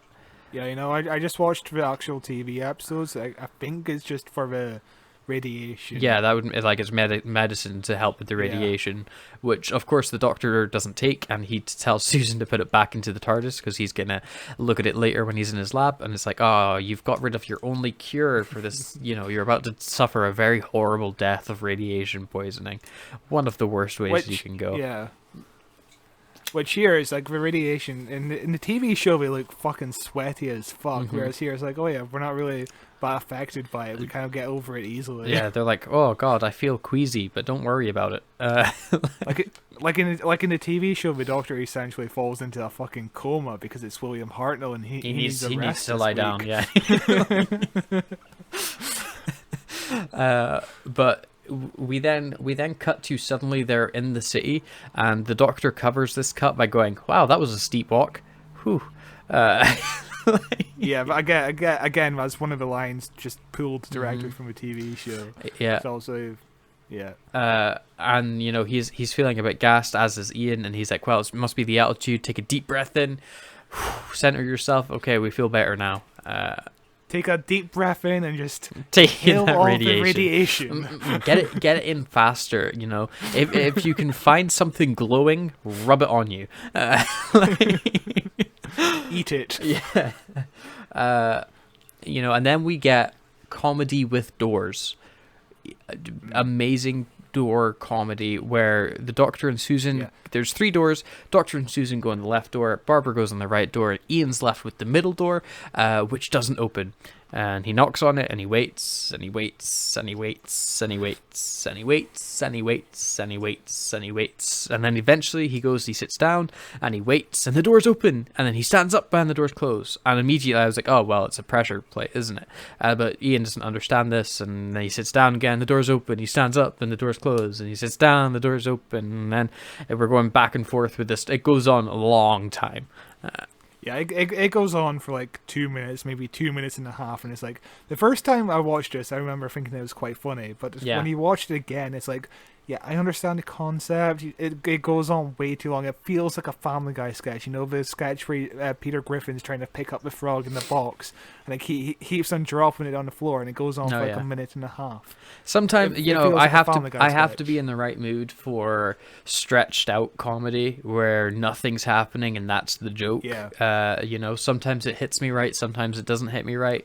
Mostly this scene hits me right. I'm kind of ill at the moment, so watching it back right now, I just wanted it to be over because I'm in agony. But other than that, it was fun. But meanwhile, while this is happening, we're cutting to Barbara walking through some hallways, and it's hallways, but eventually she walks through a door and she goes and that was where you said episode 1 ends. It's episode 2 that we actually see the Dalek plunger, or is it episode 1? Episode 1 ends with Barbara being cornered and we see the plunger. That's how episode 1 ends, but here they wait a while for the reveal of the Dalek. Another thing about Ian and the door scene is the pressurized thing where he needs to sit down to open the door. Why is it there? The Daleks have no purpose for this. Very bizarre. The Daleks can't even get to it. These versions of the Daleks can't fly. They're very much the Doctor. It becomes a plot point. You stick something under their wheels, they just can't move. So they are very much dependent on this. I think they describe it kind of like dodgems, like electrical current on the floor. So having this pressure point just makes no sense. It's a terrible design just for a joke, I guess. Yeah. It's stupid. It's very fucking stupid. It makes no sense. But it's like, are the Daleks are the Daleks really dumb here? It's like they're supposed to be really smart, but it's like they just can't design this fucking city, can they? Hey, I mean, maybe it was part of the design from before they mutated. And they've just never been able to get through these doors. And they're like, God, I wish we could get through these doors. But the thing is, why is it there in the first place? Use a fucking key. Maybe before they mutated, it happened halfway through a mutation.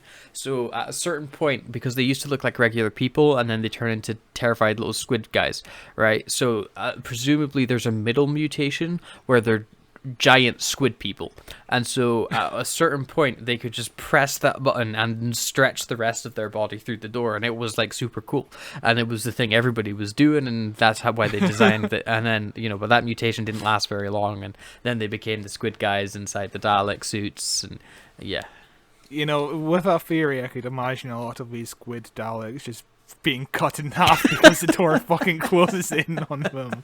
Well, maybe that's why it didn't catch on. There's a lot of Dalek accidents. But could you imagine if you're trying to open your front door and you had to sit in a thing and you had to put a thing on a thing to open your door? That's how I get home every day. Doesn't make any sense. That's how I get home every day. But, the Doctor and Susan come back and they help to get through this door because they've heard Barbara screaming, and they're looking for her. They walk through some hallways a bit, and it's very pretty, don't get me wrong. Like, I'm kind of glossing over it because nothing plot-wise happens, but it is shot very, just the color, the colors is what's saving it. It's shot boringly, but the color is just astounding to look at. And eventually... the walls look very nice. There's this weird plasticky Christmas wrapping paper just glued onto the walls for some reason. Yeah. I guess the Daleks were feeling very festive or something. Dalek Christmas, that's what it is. And eventually the Doctor and that make it through to this war room. It is this big, just topography of the planet, and there's this Geiger counter and all this science stuff. And the Doctor's like, oh, there's a lot of radiation on this planet. Whoops. And then we get a pretty fun reveal of the Daleks where the camera pans back and they're completely surrounded by Daleks. It doesn't make sense logically because how did they not hear the 9 or 10 Daleks that surrounded them? But it's whatever. But here, the Doctor finding the radiation Geiger is like, oh yeah, it makes sense because in the original show, the TARDIS actually scans for radiation, which never comes back into the TV show. Like, when was the last time the Doctor had to look at monitors to be like, oh, this planet has a lot of radiation, here, take a lot of these pills. It never happens. The TARDIS has protective bubble, that bubble protects. But at the end of episode 4 of The Unearthly Child, they're like, oh yeah, Susan, check the counter, and it's like, Susan is like, oh yeah, it's all fine. And then we leave the TARDIS, and all of a sudden it's like, danger alert. But then they keep on going back. It's like Amy's pregnancy. We're just like, pregnant, not pregnant, pregnant, not pregnant, pregnant, not pregnant. But then they keep on going back to the TARDIS, and we never check this Geiger again.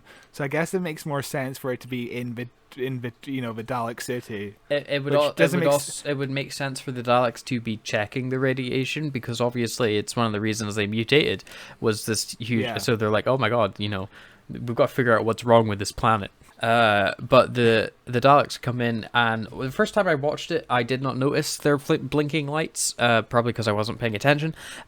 Since you've pointed it out in the breakdown of the writing of the episode and watching it back now, it is all I can focus on is the stupid blinking lights that just are going off when no noise is happening, and then they did sync it up to the audio, but as we said before, it really slows down the pace when they had to match it to the blinking lights. But hey-o, I like the Daleks in this. I think that the actual models of the Daleks, they look awesome. I think they look very, very cool. They look so much better than they did for the entirety of Classic Who. This looks like proper metallic Daleks, whereas in the TV show, you could just easily push them over, Which is how they defeat them in the season 1. Resurrection of the Daleks as well. Yeah. Remember that bit where Peter Davison pushes the Dalek out the fucking window? Yeah. I wonder what happens to those props, to those Daleks, because they wouldn't have just destroyed them. They're so big. So the rumor is some of them went over to the TV show, but I'm not sure when they went over to the TV show, or I can't really point them out. It's very bizarre. I'm pretty sure some of the black ones wound up in the Pertwee era, but I can't be sure. Yeah. But anyway, Ian gets himself killed in this scene because the Daleks are like, come with us, we're going to arrest you.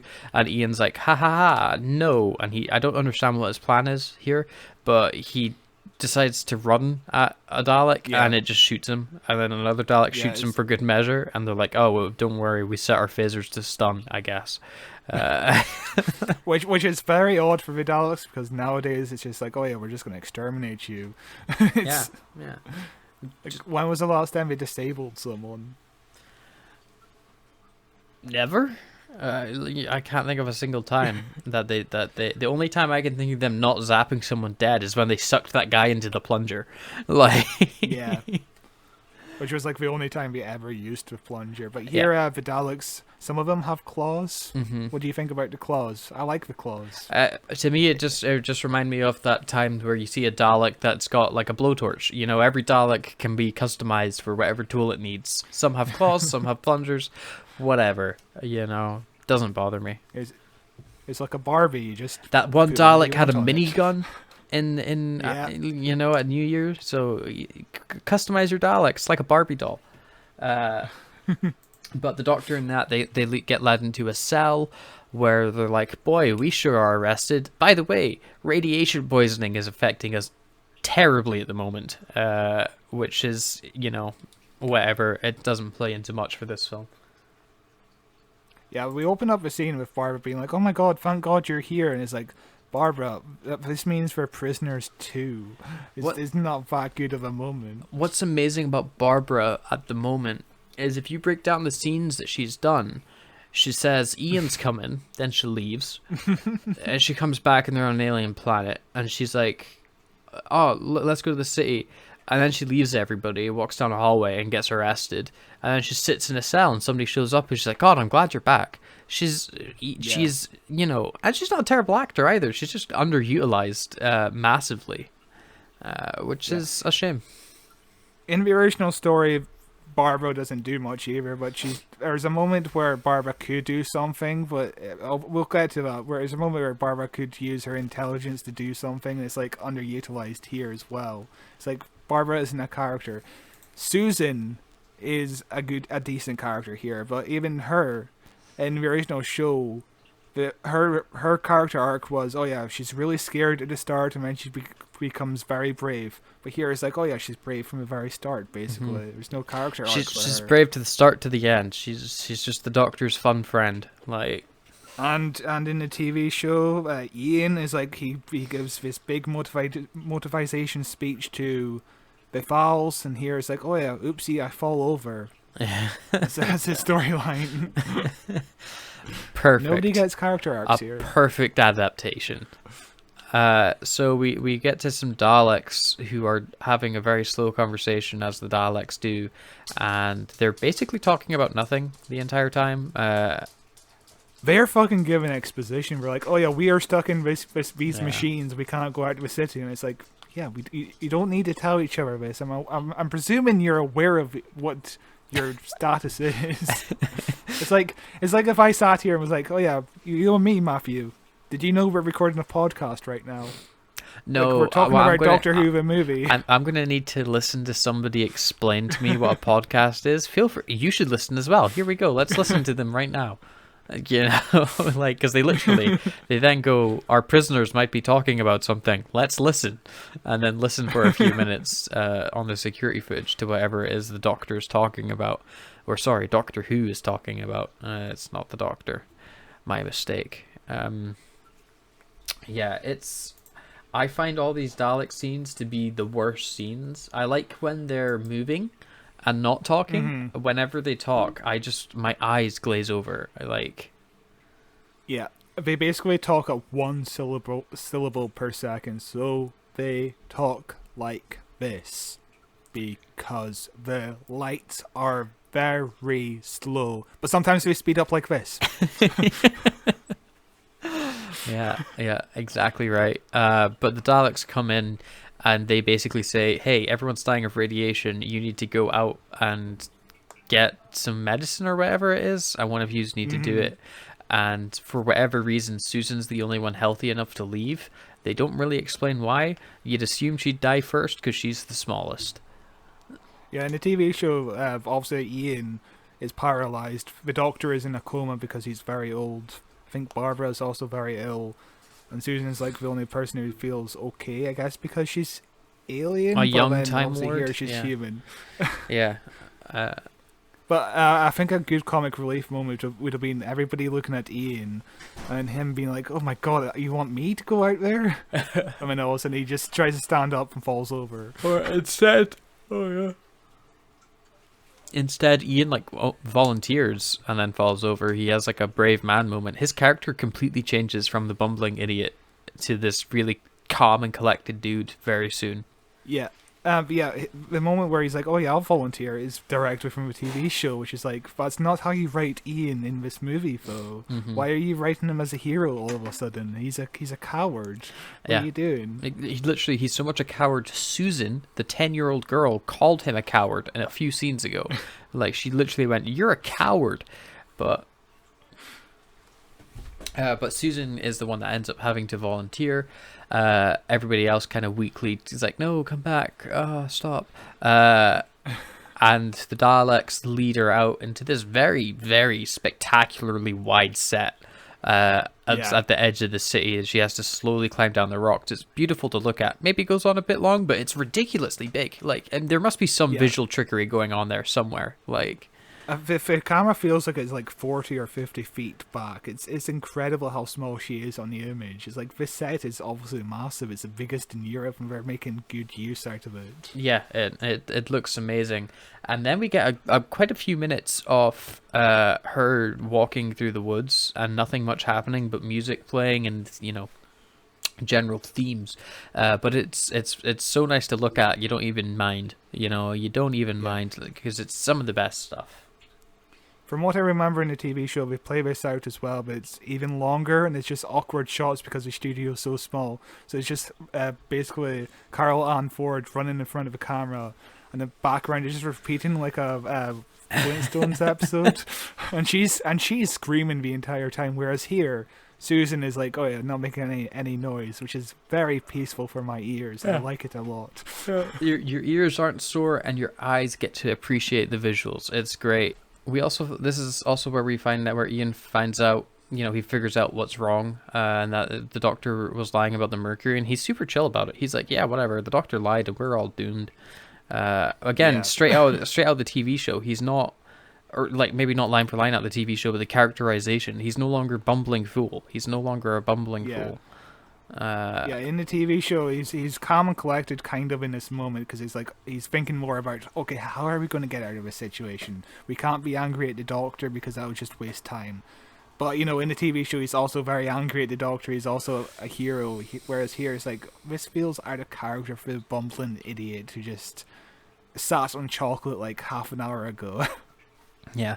And we also then... Also, another great scene for this film would have been, he sat on chocolate. Imagine if his ass was covered in chocolate and one of the files was like, did you shit yourself? Yeah, I'm sure that would have played really well in the 1960s.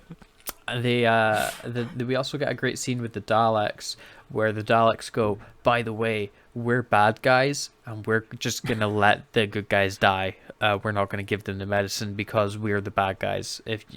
We're bad, by the way. But they take a long time to say it. But Susan eventually makes it back to the TARDIS after running away from this mysteriously cloaked figure. She throws sand on him and stuff like that. She makes it back to the TARDIS, and we get one of my favorite shots in this film, where the TARDIS doors slowly open. It's this awesome shot of the TARDIS doors opening, where the TARDIS is in close-up. And the doors open, and we start panning up from the feet, and we see a cape, and we're like, Superman? Because he's wearing a cape for some reason. He's standing there all heroically, and we pan up to his face, and it's a dude in makeup. Very effeminate makeup the Thals are in. It's an interesting design choice. At the time, critics talking about the Thals criticized the makeup resembling a cross between Mr. Spock and a punk rocker. Yeah, I can understand that. It's very Vulcan hair. With very heavy eyeliner. Also, these dudes are just total twinks as well. They have no body hair, and this is for a reason. The male Thals were told to shave their entire body. They were upset as if they felt like their masculinity was attacked, but they eventually got offered more money if they shaved. So they got paid for shaving their entire body. Absolutely, which is amazing. Absolutely. Yeah. But the shot ends with him stepping into the TARDIS and the doors closing behind him, and it's awesome. It's such a cool shot. It gives this guy a very almost godly look to him, as the TARDIS is following his every command sort of deal. It's very cool. It is such an interesting look for the Thals as well. It's it's got blue makeup just above his eyes. It's he takes time in the morning just to put on makeup. Now, normally there would be a perfectly smooth transition here where we continue talking about the episode without you noticing. However, just to mention something going on, you can probably hear already, between the last cut and now, I have caught COVID, and I'm currently going through it, so my voice is gone almost completely. I keep coughing. Like mental. The fake disease. The fake disease Scott gave me virtually. Remember, he had it a month ago, and now I've got it. We had to cancel a day of recording because of how bad I had it a few days ago. I'm feeling much better now, but just still symptoms up my ass. So if this episode ends up being late, that's why. Hopefully it won't be, but it's currently Thursday, and it's supposed to come up tomorrow, so... Symptoms up your ass. What ass symptoms does COVID have? You don't want to know. Oh dear God. But anyway, let's get on with the episode, shall we? So the Thal man comes into the TARDIS and he's like, hey, I want to give you some exposition. First, here's a cape. Second, here's some medicine. Third, we're the mutations the same as the Daleks, but imagine how gross the Daleks are because we look like regular people. And then he just leaves. It's actually a genuinely a good line where he's like, oh yeah, if we're mutated, what must the Daleks look like? You know, what if we're the monsters? It's a great line. Yeah, it lets you, imagine what the Dalek looks like, and then they tease it out in the later scene where you see the tentacle come out. Of course, we as modern Doctor Who fans know what the Daleks look like, and honestly, I don't think I've ever had a problem with how the Daleks have looked outside of their containers. You know, they've always been the weird squid alien guys, and it's always looked great. It's always been very consistent. Sometimes they're green, sometimes they're pinkish, but yeah, it's always been consistent in design. It's a squid monster. Yeah. We then Susan just kind of gets back to Scarrow, or to the city. They're on Scarrow, wherever the city's called. She gets back no problems, ass out. Like she just teleports back. Where it took her a long time to get back to the TARDIS, but back to the city, easy peasy. And here the Daleks are like, "Hey, you're hiding something. Show us what you're hiding." And she's like, "I'm not hiding anything." What? She's holding a cape. She didn't have that cape when she left. She's just holding it for everyone to see. And the Daleks like, "There's something behind that cape," but she's like, "Nah, it's." It's not the cape. It's not the cape we're interested in, which looks like a foul cape. We've seen fouls before. We must know what their capes look like. Yeah. It's the drugs we're after. It's the cocaine. Yeah. But of course, they find the drugs, and it kind of works out for Susan because she was trying to hide them to get them to the doctor and stuff. But the Daleks go, "Oh, you brought drugs? Okay, well, you can give some of that to your friends, and we'll take a little sample for our." It's like, awesome. Well, that works out for both of us then. It's really not an issue at all. And then we get a really long talking scene with the Daleks where they're like, "We will get the drugs and use the drugs for our own benefits, and then also defeat the Thals, and also," but it goes on for like 3-4 minutes. Like, it is rough. There's a much worse version of this happening later, but whenever the Daleks are on screen by themselves, this is it'll be a recurring complaint from us, is how awful and long it takes for them to say a sentence. Like I don't give a shit that the lights don't match. Just make the speed a bit more, up tempo. Make it faster, Because I don't give a shit if the lights match at all. Because in the previous scene, when Susan is in the room with all the Daleks, all of the lights are flashing. It's like, okay, we don't need. You've already made so many changes to the established canon with this movie, so it's not canon, it's a standalone thing. You can make it that the Daleks are just flashing all the time. Why does that need to be where, no, we need to get that accurate, we need to go back and fix that mistake, whereas everybody just calls TARDIS, the Daleks, the Doctor's a human, Susan's a little girl, and Barbara's his grand. Like, you've already made these changes, just make them flashing lights. Who cares at this point? I do understand it with the Daleks, when they're having a conversation together, you won't be able to tell who's talking. But even here, you're watching each one flash, and you could just sped up the footage to make the speech go faster or whatever, because we're in the room together. When it's in the room with other humans, you'd notice that the humans are moving a bit too fast. But here, the Daleks are just looking at each other, and the red one is kind of looking at the black one's chest for some reason. Because the eye is just facing right down to the chest. The eye control on these Daleks isn't great anyway. But the Daleks say that they need to, they're going to get Susan to write a letter to the Thals, like hey, we could be best friends type letter. Which is a weird one, because like they write out the letter and then she's like, and sign it with your name. So Susan signs the letter with and doesn't sign it like love Daleks. She, it's like she signs it with her name as if she's some sort of ambassador now for the Daleks. And then the Daleks just explain the evil plan to Susan. They're like, "Oh, by the way, we are gonna kill the Thals once you deliver this letter. It's gonna be great." Yeah, about that scene. Firstly, it's weird to hear the Daleks use the term "friend." Like in other instances, they wouldn't know what the word "friend" means. And in the TV show, Susan actually signs the letter Susan herself. And the Daleks are like, "Suzanne? What is Suzanne?" Because they don't know the concept of names. Except later on, they do know the concept of names because they learn. Russell T Davies. They learn. And also it would be apropos, not apropos. I don't think that's the right word. It would be. I'm so fog-minded. I don't know. We would be mistaken not to mention at this point the 3 glorious lava lamps that are in the middle of this scene for no reason. Why the Daleks have lava lamps, how they invented them, how they move them and turn them on. It's all a mystery, as I say, but they're there and they're cool. Yeah, it's just there because it's the 60s and this is in color. That's only 2 reasons we need to know. But it's not for the Daleks, it's for the audience, Yeah, this is also where the Doctor discovers that there's a giant security camera in their cell.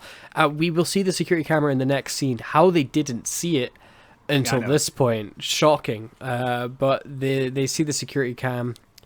Like, also, the corridors are full of these eyes, and we don't notice them either. It's like, earlier on when Barbara's walking through the corridor, there's 8 eyes on the fucking wall. It's like, how did you not see it? Why are you all so blind? Yep. But, Susan gets brought back to the cell, and she immediately has a plan with Ian to get rid of the security camera, and they do it really quick. It's, no trouble at all, really. Which kind of ticks off the Daleks, but really it doesn't play into anything. Again, it just lets our heroes come up with a plan to defeat the Daleks without the Daleks knowing. They never come in to fix the CCTV or anything. Yeah, so in the TV show, they make up a plan as to, we're going to start arguing. There's some people on the side of the Daleks saying, the Daleks are friendly, they'll take care of us. Other people are like, we must escape from the Daleks. And they start fighting.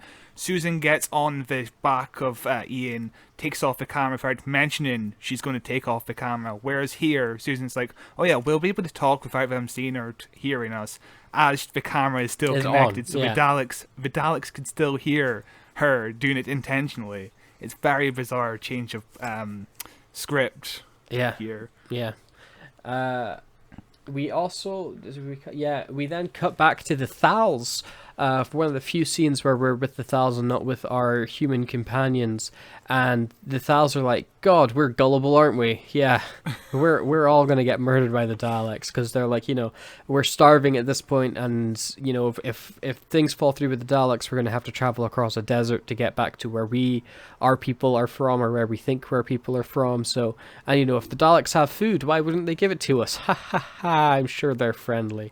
The Thals have never been interesting characters to me in the TV show or in this movie. They're just so bland and there's no personality to either of them. They all sound and act exactly the same almost. It's just, what if the Daleks looked like people and were boring? Yeah.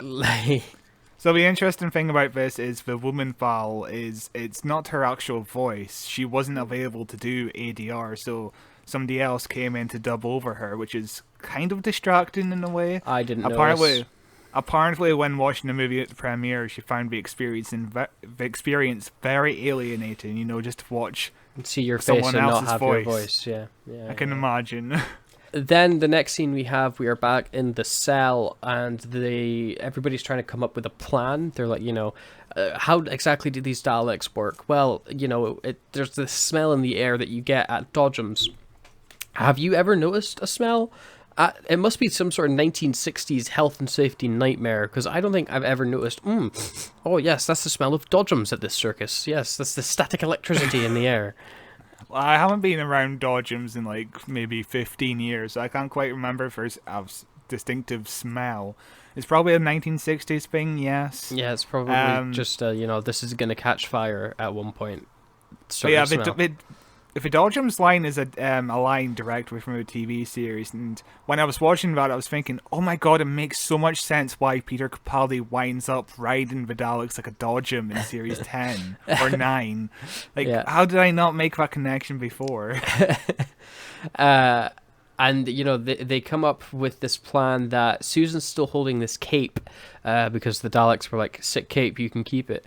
Where if they're going to put the cape on the floor and remove the Dalek from the ground, basically disconnecting it, and then they're just going to murder it dead. While this is happening, a Dalek delivers food to them, and they're like, sick, nice food, we're going to use this to blind you. Then the Dalek leaves, and the Dalek comes back again after... Well, actually, that first, I want to say, the Dalek shows up after Ian makes a really terrible joke, where he's doing like, oh, this is such a great plan, isn't it? Oh, Mr. Dalek, please come and step under the blanket. You know, and it's like, it's a fun bit of sarcasm, but he plays it so over the top. Ian is all over the place in this movie. Sometimes he acts like his TV show counterpart. Other times it's like, oh yeah, we're going to make him distinct enough from a TV show, and it's constantly these two versions of Ian that's going back and forth between each other. It's very distracting. Yeah, but the Dalek leaves, and then the Dalek comes back holding another tray of food, which you said like several hours have passed. There was no indication. My assumption is that the Dalek is delivering everybody's food one at a time.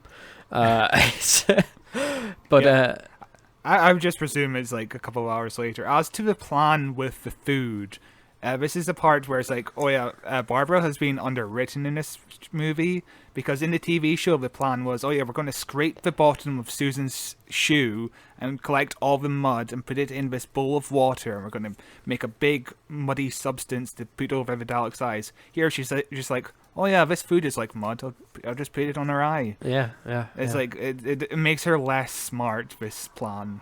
Yeah, but the Dalek shows up again. There's this great bit where the door gets stuck because they jammed the door, and the Dalek's like, what is going on? What is going on with this door?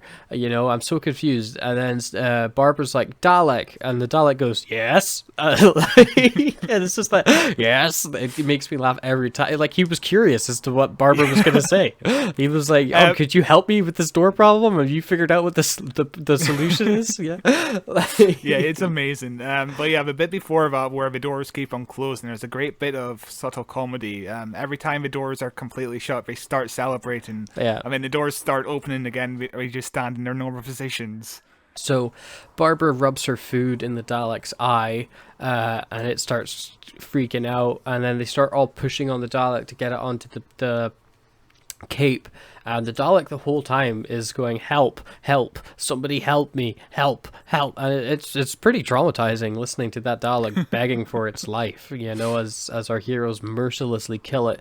It also falls into the issue with the first generation Daleks, in that you can just push them over and push them off, and they're really light and easy to move, and they're not threatening these first generation Daleks. Russell T Davies did a lot to, we've said before in previous episodes, but he did a lot to make the Daleks a genuine threat.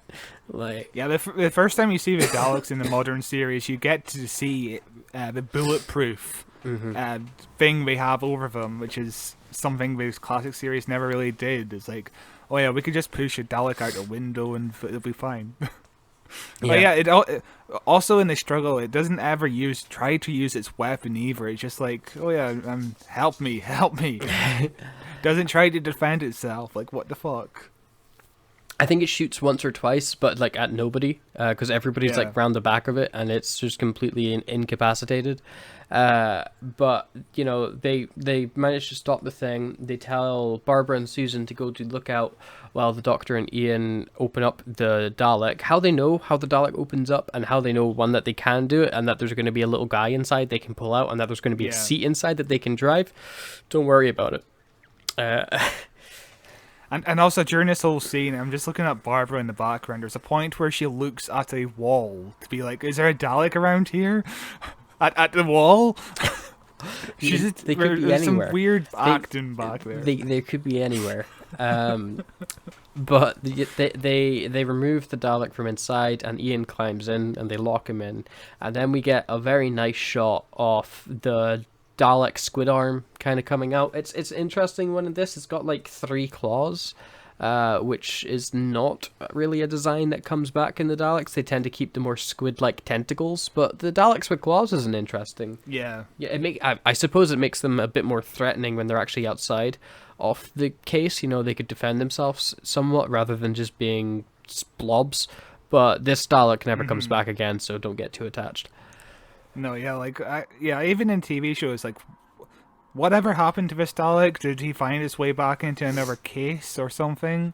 He just kind of sits there. Dies. Very bizarre. Probably dies. Probably, yeah.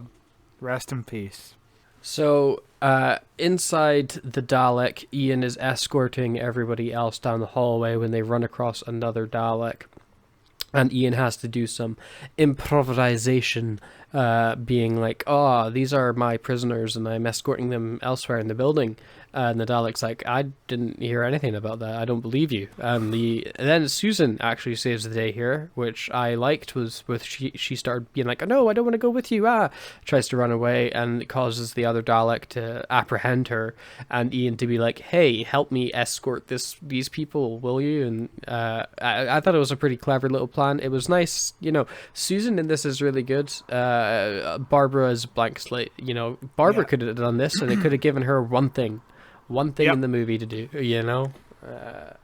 This set piece in general is just really fun. You know, going inside of a Dalek is just such a fun concept. They sometimes revisit it in Doctor Who, but not that often. You know, it's kind of weird to go back to the concept of, oh yeah, we're going inside the Dalek nowadays because the Daleks are Probably so strong. The most famous version of that, I would think, is the episode Inside the Dalek.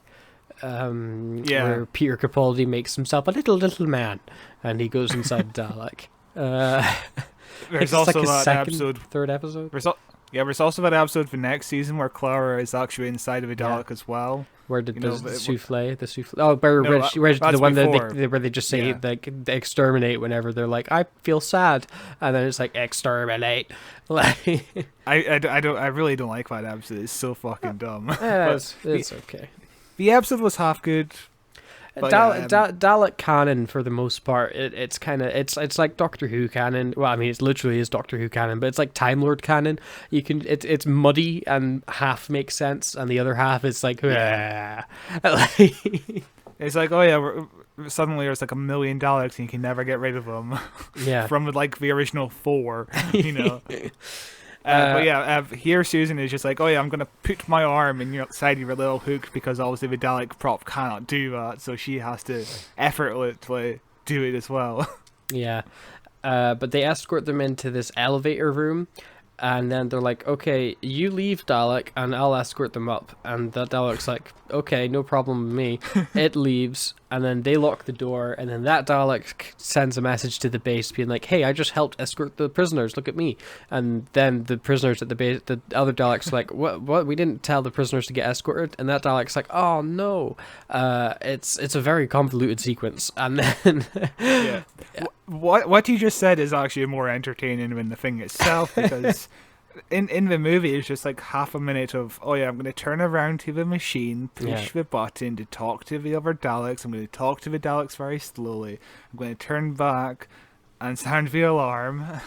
It's just so slow when a fucking Dalek with a fucking flame gun pops in, which is brilliant. It does. And you know, they try pushing Ian up into the elevator, but there's like a little lip, and he can't get into the elevator, and you're left with the question, why would the Daleks design an elevator they can't get into?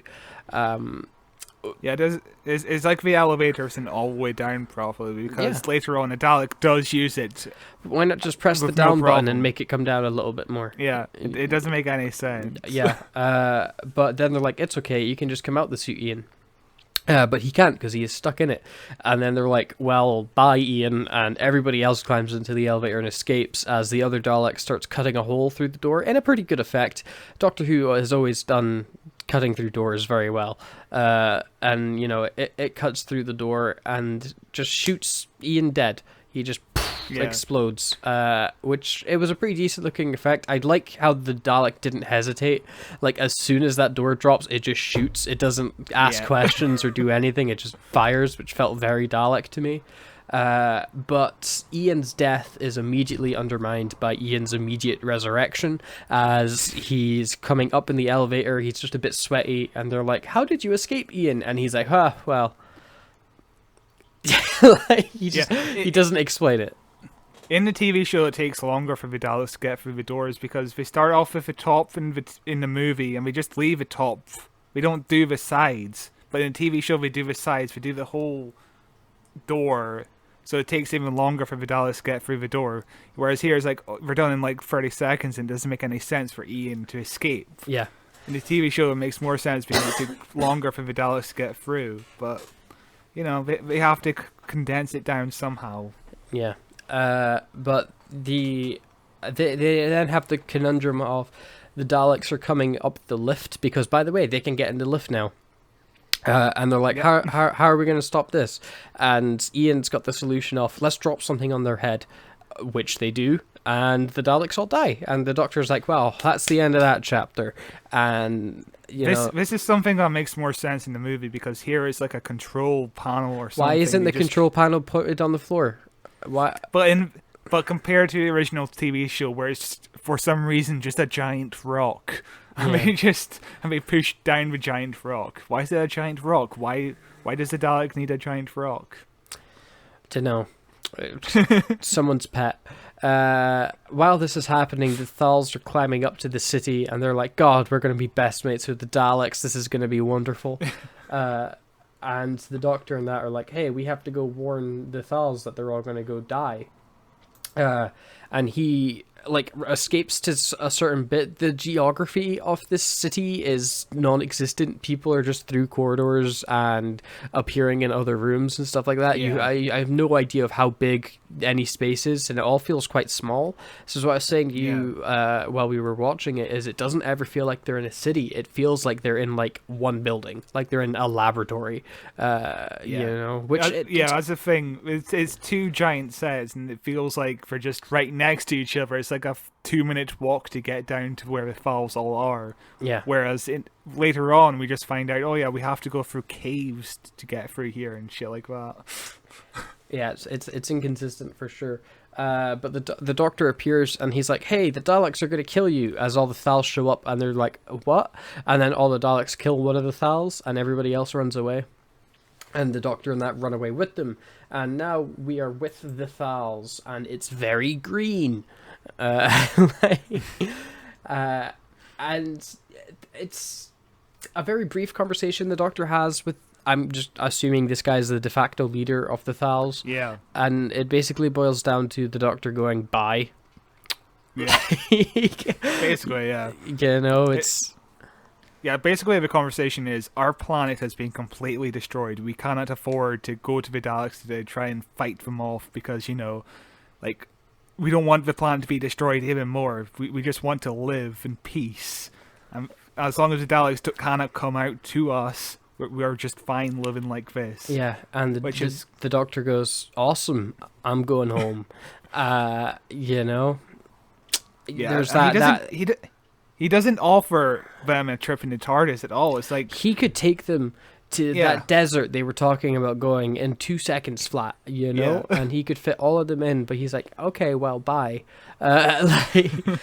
And they all load into the TARDIS. Well, not all of them, the humans do. They leave the Thals behind. And then we get an extremely long scene of people sitting in silence, pressing buttons, going, "Check, check, check." But the TARDIS doesn't go because the Doctor's forgotten his mercury tube, which apparently the Daleks have. I'm pretty sure in the TV show, they're about to go into TARDIS, and Ian goes into his pocket, and he's like, "Oh shit, the Daleks must have dropped." That direct line. Ian says, "Oh shit, the Daleks must have dropped the tube when they were searching me. We have to go back." Whereas here, it's like, we have to check the TARDIS. But let's all do our little bits, and it's like minute-long scene. It's incredibly dull. And this is where they decide they're going to have to team up with the Thals to beat up the stupid Daleks. So the Doctor is talking with the leader of the Thals, and he's like, let's go fight the Daleks. And the leader of the Thals is like, we're kind of like a peaceful people, so that's going to be a no from me, Chief. Meanwhile, the Daleks are like, we're going to nuke the world. We are going to absolutely annihilate everybody, because it turns out the anti-radiation pills don't work on us Daleks, so we're bound to these metal suits. So screw the world, screw the Thals, it's going to be our planet. The Daleks are basically watching a TV screen with other Daleks basically tripping on acid. They're just spinning around, just having a bad effect with drugs. But in the TV show, we got like a first eye perspective of one of the Daleks just tripping, and there's a whole kaleidoscopic kind of view on it with Daleks spinning, and it looks really good, and it feels like we should have done that here, because could you imagine it on a bigger budget with colors? Yeah. But it'd be a very trippy thing. I would love that. I also, that brings up a point that I've been thinking about watching this movie. Because this film never at any point really feels like a film to me, because it's all shot on studio. It's relatively cheap. It's very dated for its time, but the way that I see this movie kind of is like if Doctor Who back in the 60s had the budget Doctor Who has now. It's this bright, colorful. There's these huge, lavish sets that I'm sure the TV show would have murdered somebody to actually get a hold of. There's pretty amazing looking effects with the Daleks and stuff like that. Which is stuff that we can do now with, granted, much bigger budgets than they were working with back now. But comparatively speaking.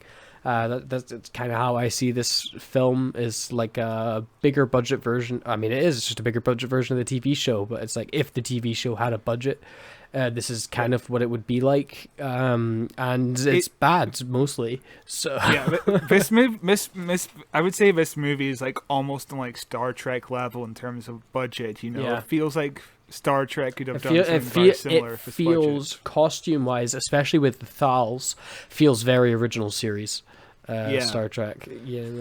And that's one of the things, like, I would just want the BBC to have... I'm saying this as a person in 2022, but saying it towards the series in the 60s, I would prefer the TV show to have this kind of budget in the 60s, but obviously that never happened, which is a shame. But also the low budget kind of adds to the charm of Doctor Who, It does definitely. But we then go back to the Doctor and the Thals, and the Thals are like, we are peaceful, we're never going to fight, and we're just going to mark down our history and live a good life. And the Doctor's like, well, okay, if you're not going to fight, we're going to steal one of your women and trade it for Mercury with the Daleks. And he gets Ian to grab one of the ladies, and Ian first of all is like, no. And then he's like, actually, yes. And he grabs one of the women and starts pulling her away as the other Thals start freaking out. And then the big leader Thal comes up and just very 1960s punches Ian, and he goes falling down, which is a very contrived plan for the Doctor to get Ian punched in the face. Yeah. So in the TV show, this was Ian's plan all along. It was Ian who decided, okay, I'm going to hit on one of the girls to be like, you have to fight for something, and this is what you'll fight for, love. And it was Ian's plan. It made so much more sense. Whereas here, it's like, I just want my daughter's boyfriend just get punched in the face. Yeah. Please just hit him in the face. Just hit him in the face. And once he gets hit in the face, he's like, "See, you guys are willing to fight for something. So let's go fight the Daleks." And they're like, "Oh my God, you've convinced me. Let's go murder people." Because fighting someone because to protect protect somebody getting stolen from camp is the exact same as initiating a war to get back a tube of mercury.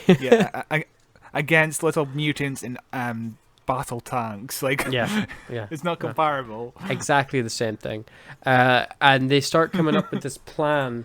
And they are talking about how, like, around the city there's all these different things, but there's this deadly swamp at one side, and they know it's deadly because a bunch of them died there. And then they're like, well, we should go that way again. Hey, Ian, you lead the team going that way. And the Doctor doesn't object. He's like, yeah, that sounds like a good idea. Ian, you should definitely go do that plan where you go into the deadly swamp. And, they come up with the plan of attack extremely quickly, and then we're off to them going through the swamp, which is a dreadful sequence, I want to say. Yeah. Yeah, one of the Thals even puts his arm around Ian and is like, yeah, we're going to be led by a brave friend over here.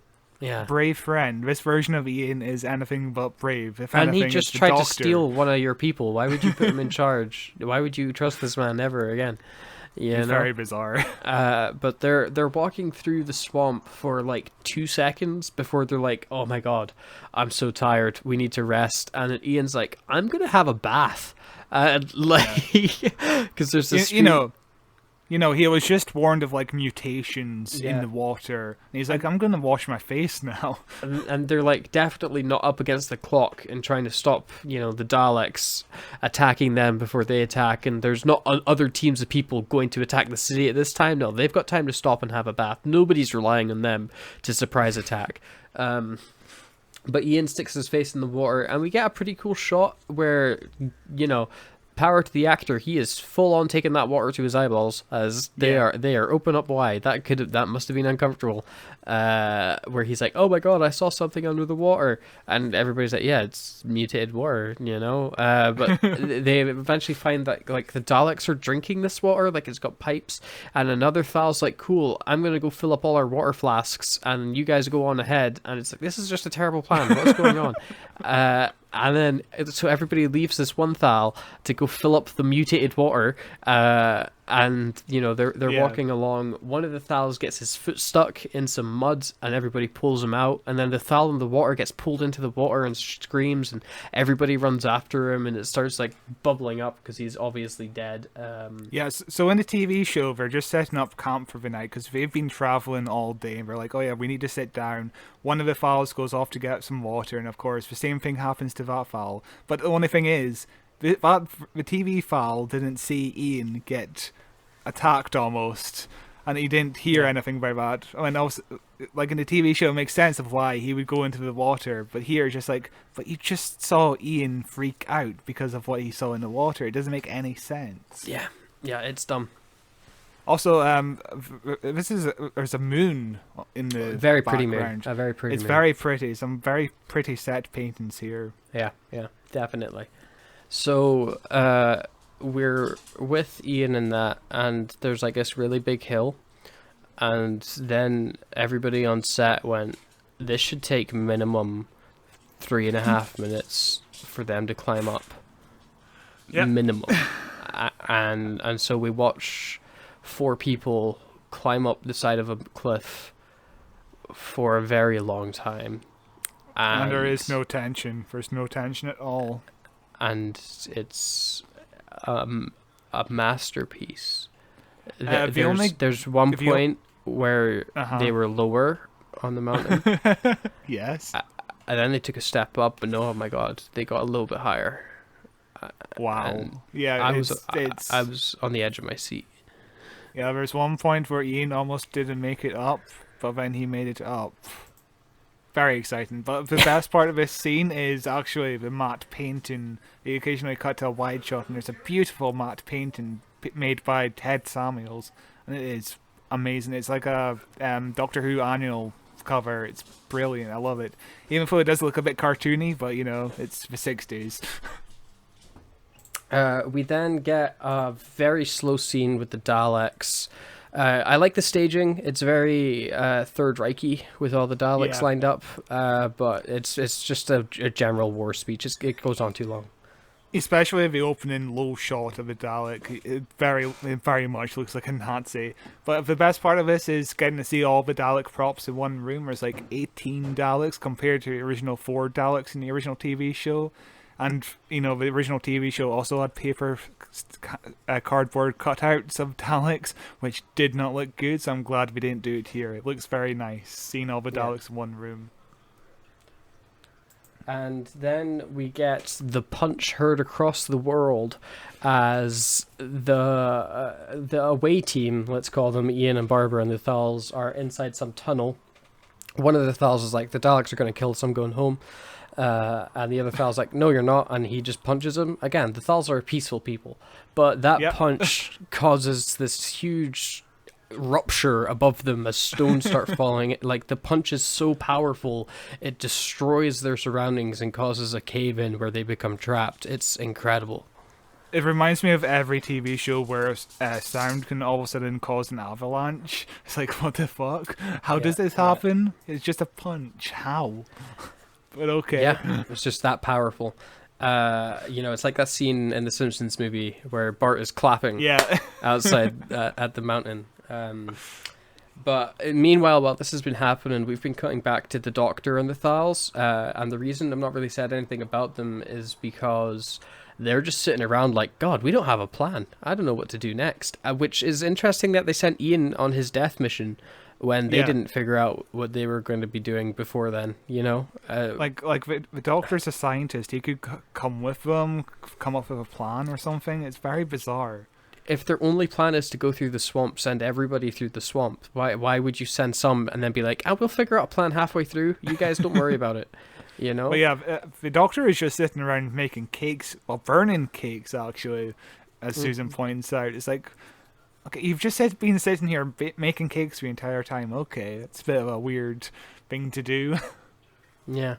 And then he gets like a glint from like some mirrors or something, and he's like, oh my God, I figured out what the plan is with the mirrors. And then he gets a bunch of mirrors, and he finally figures out the plan way too late into the game, but don't worry, it doesn't cause any problems for them. Yeah, we've got like 14 minutes of film left, and he's all of a sudden figure out the plan. It's very... Well, yeah, we've very got like late in the game. We've got about 14 minutes of film left, and 5 minutes of that is coming up right now as they try to swing over a hole.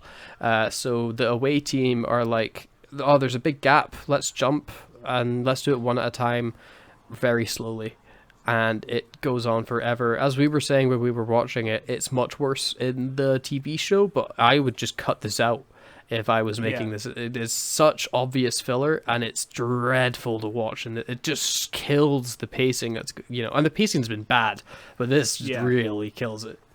Yeah, in the movie it takes like 3 or 4 minutes. In the TV show, they keep cutting back to them jumping over a giant gap. I think there's like 2 gaps even, so it just goes on for even longer.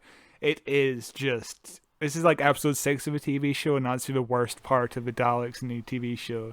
And I wish we could have just cut this out. We don't need to see them wandering around the caves. It's just very dull. While this is happening, what happens? So there's one wee change that actually happens in this cave scene that's different from the TV show, and that's the suicide. Yeah. In the TV show, there's obviously a suicide where one of the Thals kills himself, and he's like, I like the look of this hole, and I'm going to cut the rope and fall into it. That happens here, but instead he just kind of lands at the bottom or grabs onto rocks or something. It's really bizarre. It doesn't work in the movie because it's like it's way too much of a coincidence or convenience. It's like in a TV show, it's like, oh yeah, I'm just going to cut myself here because otherwise I'm just going to be a big threat to these guys because I'm just going to hold them back. I might as well just off myself here. But yeah, it's just here. It's just like, oh yeah, I'm alive. Okay, there's no point in me cutting the rope then. There's no point in me falling down this hole in the first place. Like, what's the point? Yeah. And we then cut to a very nice shot of all the Thals coming out the forest, approaching the city, and it's this huge pan up. Again, the set for the outside of the city is remarkably big. Like, there's so many extras that are there at the moment, all climbing up. And they start like shining their reflective mirrors against the security cameras, I think is what they're planning on doing, which like distracts or messes up the systems. Yeah, it's confusing their detectors somehow. It's very bizarre, but I guess it works. But then the mountain like opens in half. One dude falls into it, and we never find out what happens to him. And all the Thals run away, but the Doctor and Susan get captured. Oh no! I wonder if they'll have to listen to slow talking Daleks. Yep. Yeah, they basically just stand there as the Daleks are like, "Do not move." It's like, why are we standing there? And then they go like, okay, you stand there, and we're going to get ready to launch our nuclear missiles in 100 seconds, 99 seconds, 98 seconds. Like, it's literal 100-second timer slowly going down, just to give the Thals a fighting chance, I guess. You know? Yeah. It's the same thing in a TV show. It's like, just make it 10 and just kill all the Thals. It's easy, it's simple. But no, we have to give them a chance to fight it off. Okay. Then we cut to the Thals, and they're like, "Oh, the Doctor's been captured. We should actually probably go back and fight." And like, yeah, you should have done that in the first place. Yeah. And then the leader Thal gets a giant stick, breaks it in half. He's like, "I'm gonna fight the Daleks." What are you gonna do with that stick? I don't know, but it gets us a cool push in though. We get a cool action zoom. It's fun. It just needs the whoosh sound effect to it, and then it'll be like something I made. Like, yeah. We get a scene that I find so incredibly distracting, which is when the Dalek is arguing with the Doctor about something. I wish I could tell you, but I actually don't know, because the entire conversation I was too focused on the Dalek in the background that's going 68, 67, 66. Like, he's counting down genuinely, second by second throughout this scene, just so you know how long it is. But it is hard to listen to focus on what's happening, because there's two Dalek voices, and one of them is funnier than the other one. Yeah, this set is a giant TV screen. Why not just have the giant TV screen be like having the counter behind the Dalek or something like that, so you can still see what the countdown is without being distracted by the Dalek counting down. Yeah, what are they actually talking about in this scene though? Because I genuinely don't know. The Doctor is like, "Oh yeah, you must be in peace with the Thals," and the Daleks are like, "Nah, mate, fuck off." It's basically it. And also, the Doctor's like, "Oh yeah, my TARDIS is just out there. I'll give you that if you want." Yeah. And while that's happening, Barbara and the away team basically are infiltrating the city, and I came to this realization that they're infiltrating the city with no weapons plans or anything. Like, they're not going to. It's the Daleks are such a little threat that you don't need weapons to attack them. You can just push them over, which is actually how they win. Spoilers. But as they're exploring the city, they get chased by one Dalek, and it's about to kill them. And then Indiana Jones shows up and wraps a rope around the Dalek and throws it down an elevator shaft. It turns out Indiana Jones is actually like 5 different Thal dudes. But when the Dalek goes falling down the elevator shaft, 1, it leaves a giant hole in the wall. 2, it's like eyeballs and head just explode off it. It looked really cool, and it was probably just because they threw it too hard, the model actually broke. Yeah, there's a point where we see the Thals basically you go into the elevator, escape from a Dalek, and then the Dalek goes to report the Thals moving, and then we cut to a black Dalek getting the report, and then that black Dalek reports the Thals are moving. It's like, okay, we can see it. You're just killing tension here just by going over the same thing over and over again. Yeah, it's good stuff. Then we get our big action sequence for this film, where the hero Thals and the Doctor and stuff team up to fight off the evil Daleks, and they do that by just kind of pushing them into walls.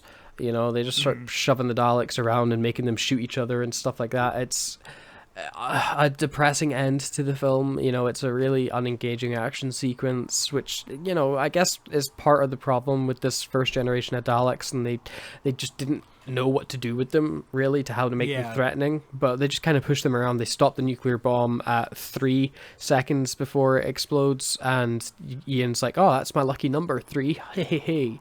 And then, as you so rightly put, we're then suddenly watching Star Wars, which is prompt because Grand Moff Tarkin's here. But it's the end. They've defeated the Daleks, and everybody's in the TARDIS, and like, right, let's go say goodbye to the Thals. They're coming out of the TARDIS, and there's like rows and rows and rows of Thals lining like a pathway to them up to the leaders, and the leaders are like, hey, have these cool capes. These are awesome capes. You'll look really cool in them. And everybody takes the capes and are like, awesome, sick, bye. And they go back into the TARDIS. And the one detail out of that I really liked is nobody wears the cape except Ian. Ian is the only one that puts the cape on, and it's perfect, Yeah, and he puts it on and walks immediately into the TARDIS door without looking, which is kind of funny, I guess, if you want to have one last bit of comic relief from Ian, except, he's got another bit coming right up. Yeah. Which is terrible. Yeah. So they're back in the TARDIS. They're back in TARDIS, as the film would like the dialogue to be said. And they're like, okay, let's press the lever. Let's go back home. And they press the lever. They wait a minute. Ian opens the door to the largest Romans you've ever seen in your life. The perspective on, because it's green screen like stock footage from some other film that had Romans in it, and the perspective is so horrendously wrong. The TARDIS is about the size of a football. Looking up at the Romans. Basically the camera's on the floor and there's Romans just walking over the camera, and it's like, okay, but the Romans look like they're 20 feet tall. It's like, what the fuck? It's like that. Maybe they're regular sized Romans, but this is like that episode of Doctor Who where the TARDIS started shrinking on the outside. Because it took me out the movie so hard. It was so funny. And then it gets immediately unfunny when Ian becomes a cartoon man, starts running around, and he's clearly just improvising and doesn't know what to do because he presses the same buttons like 3 times and pulls the lever a bunch of times, and nobody's reacting to him on set, and he's got a line, he's like, do something, like, please give me something to work with. I don't know what I'm supposed to be doing. As I said, I think this movie has like 2 versions of Ian. It's a comic relief Ian, and it's the TV version of Ian. They're just in constant conflict. But this doesn't even match the comic relief Ian, because it just, like, I've never seen this version of Ian isn't that animated in this movie. Whereas here it's like, oh yeah, I'm just gonna run around the room and everybody's just gonna stare at me. That's how the movie's going to end. The end. And he's doing like weird whistling and things like that. It's it's so strange. And then the movie just ends. Like, it's such a sudden ending. They just suddenly beat the Daleks. Everything's okay, and then they leave. Like, the film just suddenly ends, which partly I think is down to the pacing of the episode that it's based off, because the pacing for that episode is ridiculous as well. But yeah, that brings us to the end of the film a lot quicker than I think we were expecting to get to the end of the film, which is good for us. Gives us more time to actually edit the thing. But what did you think about this? I was expecting this episode of the podcast to last much longer, because I forgot how little happens in this movie. It's just scene after scene of just people standing around. This movie is kind of nostalgic for me because it's my first exposure to classic Who, so I'll always have like fond memories of watching it on a bank holiday or something.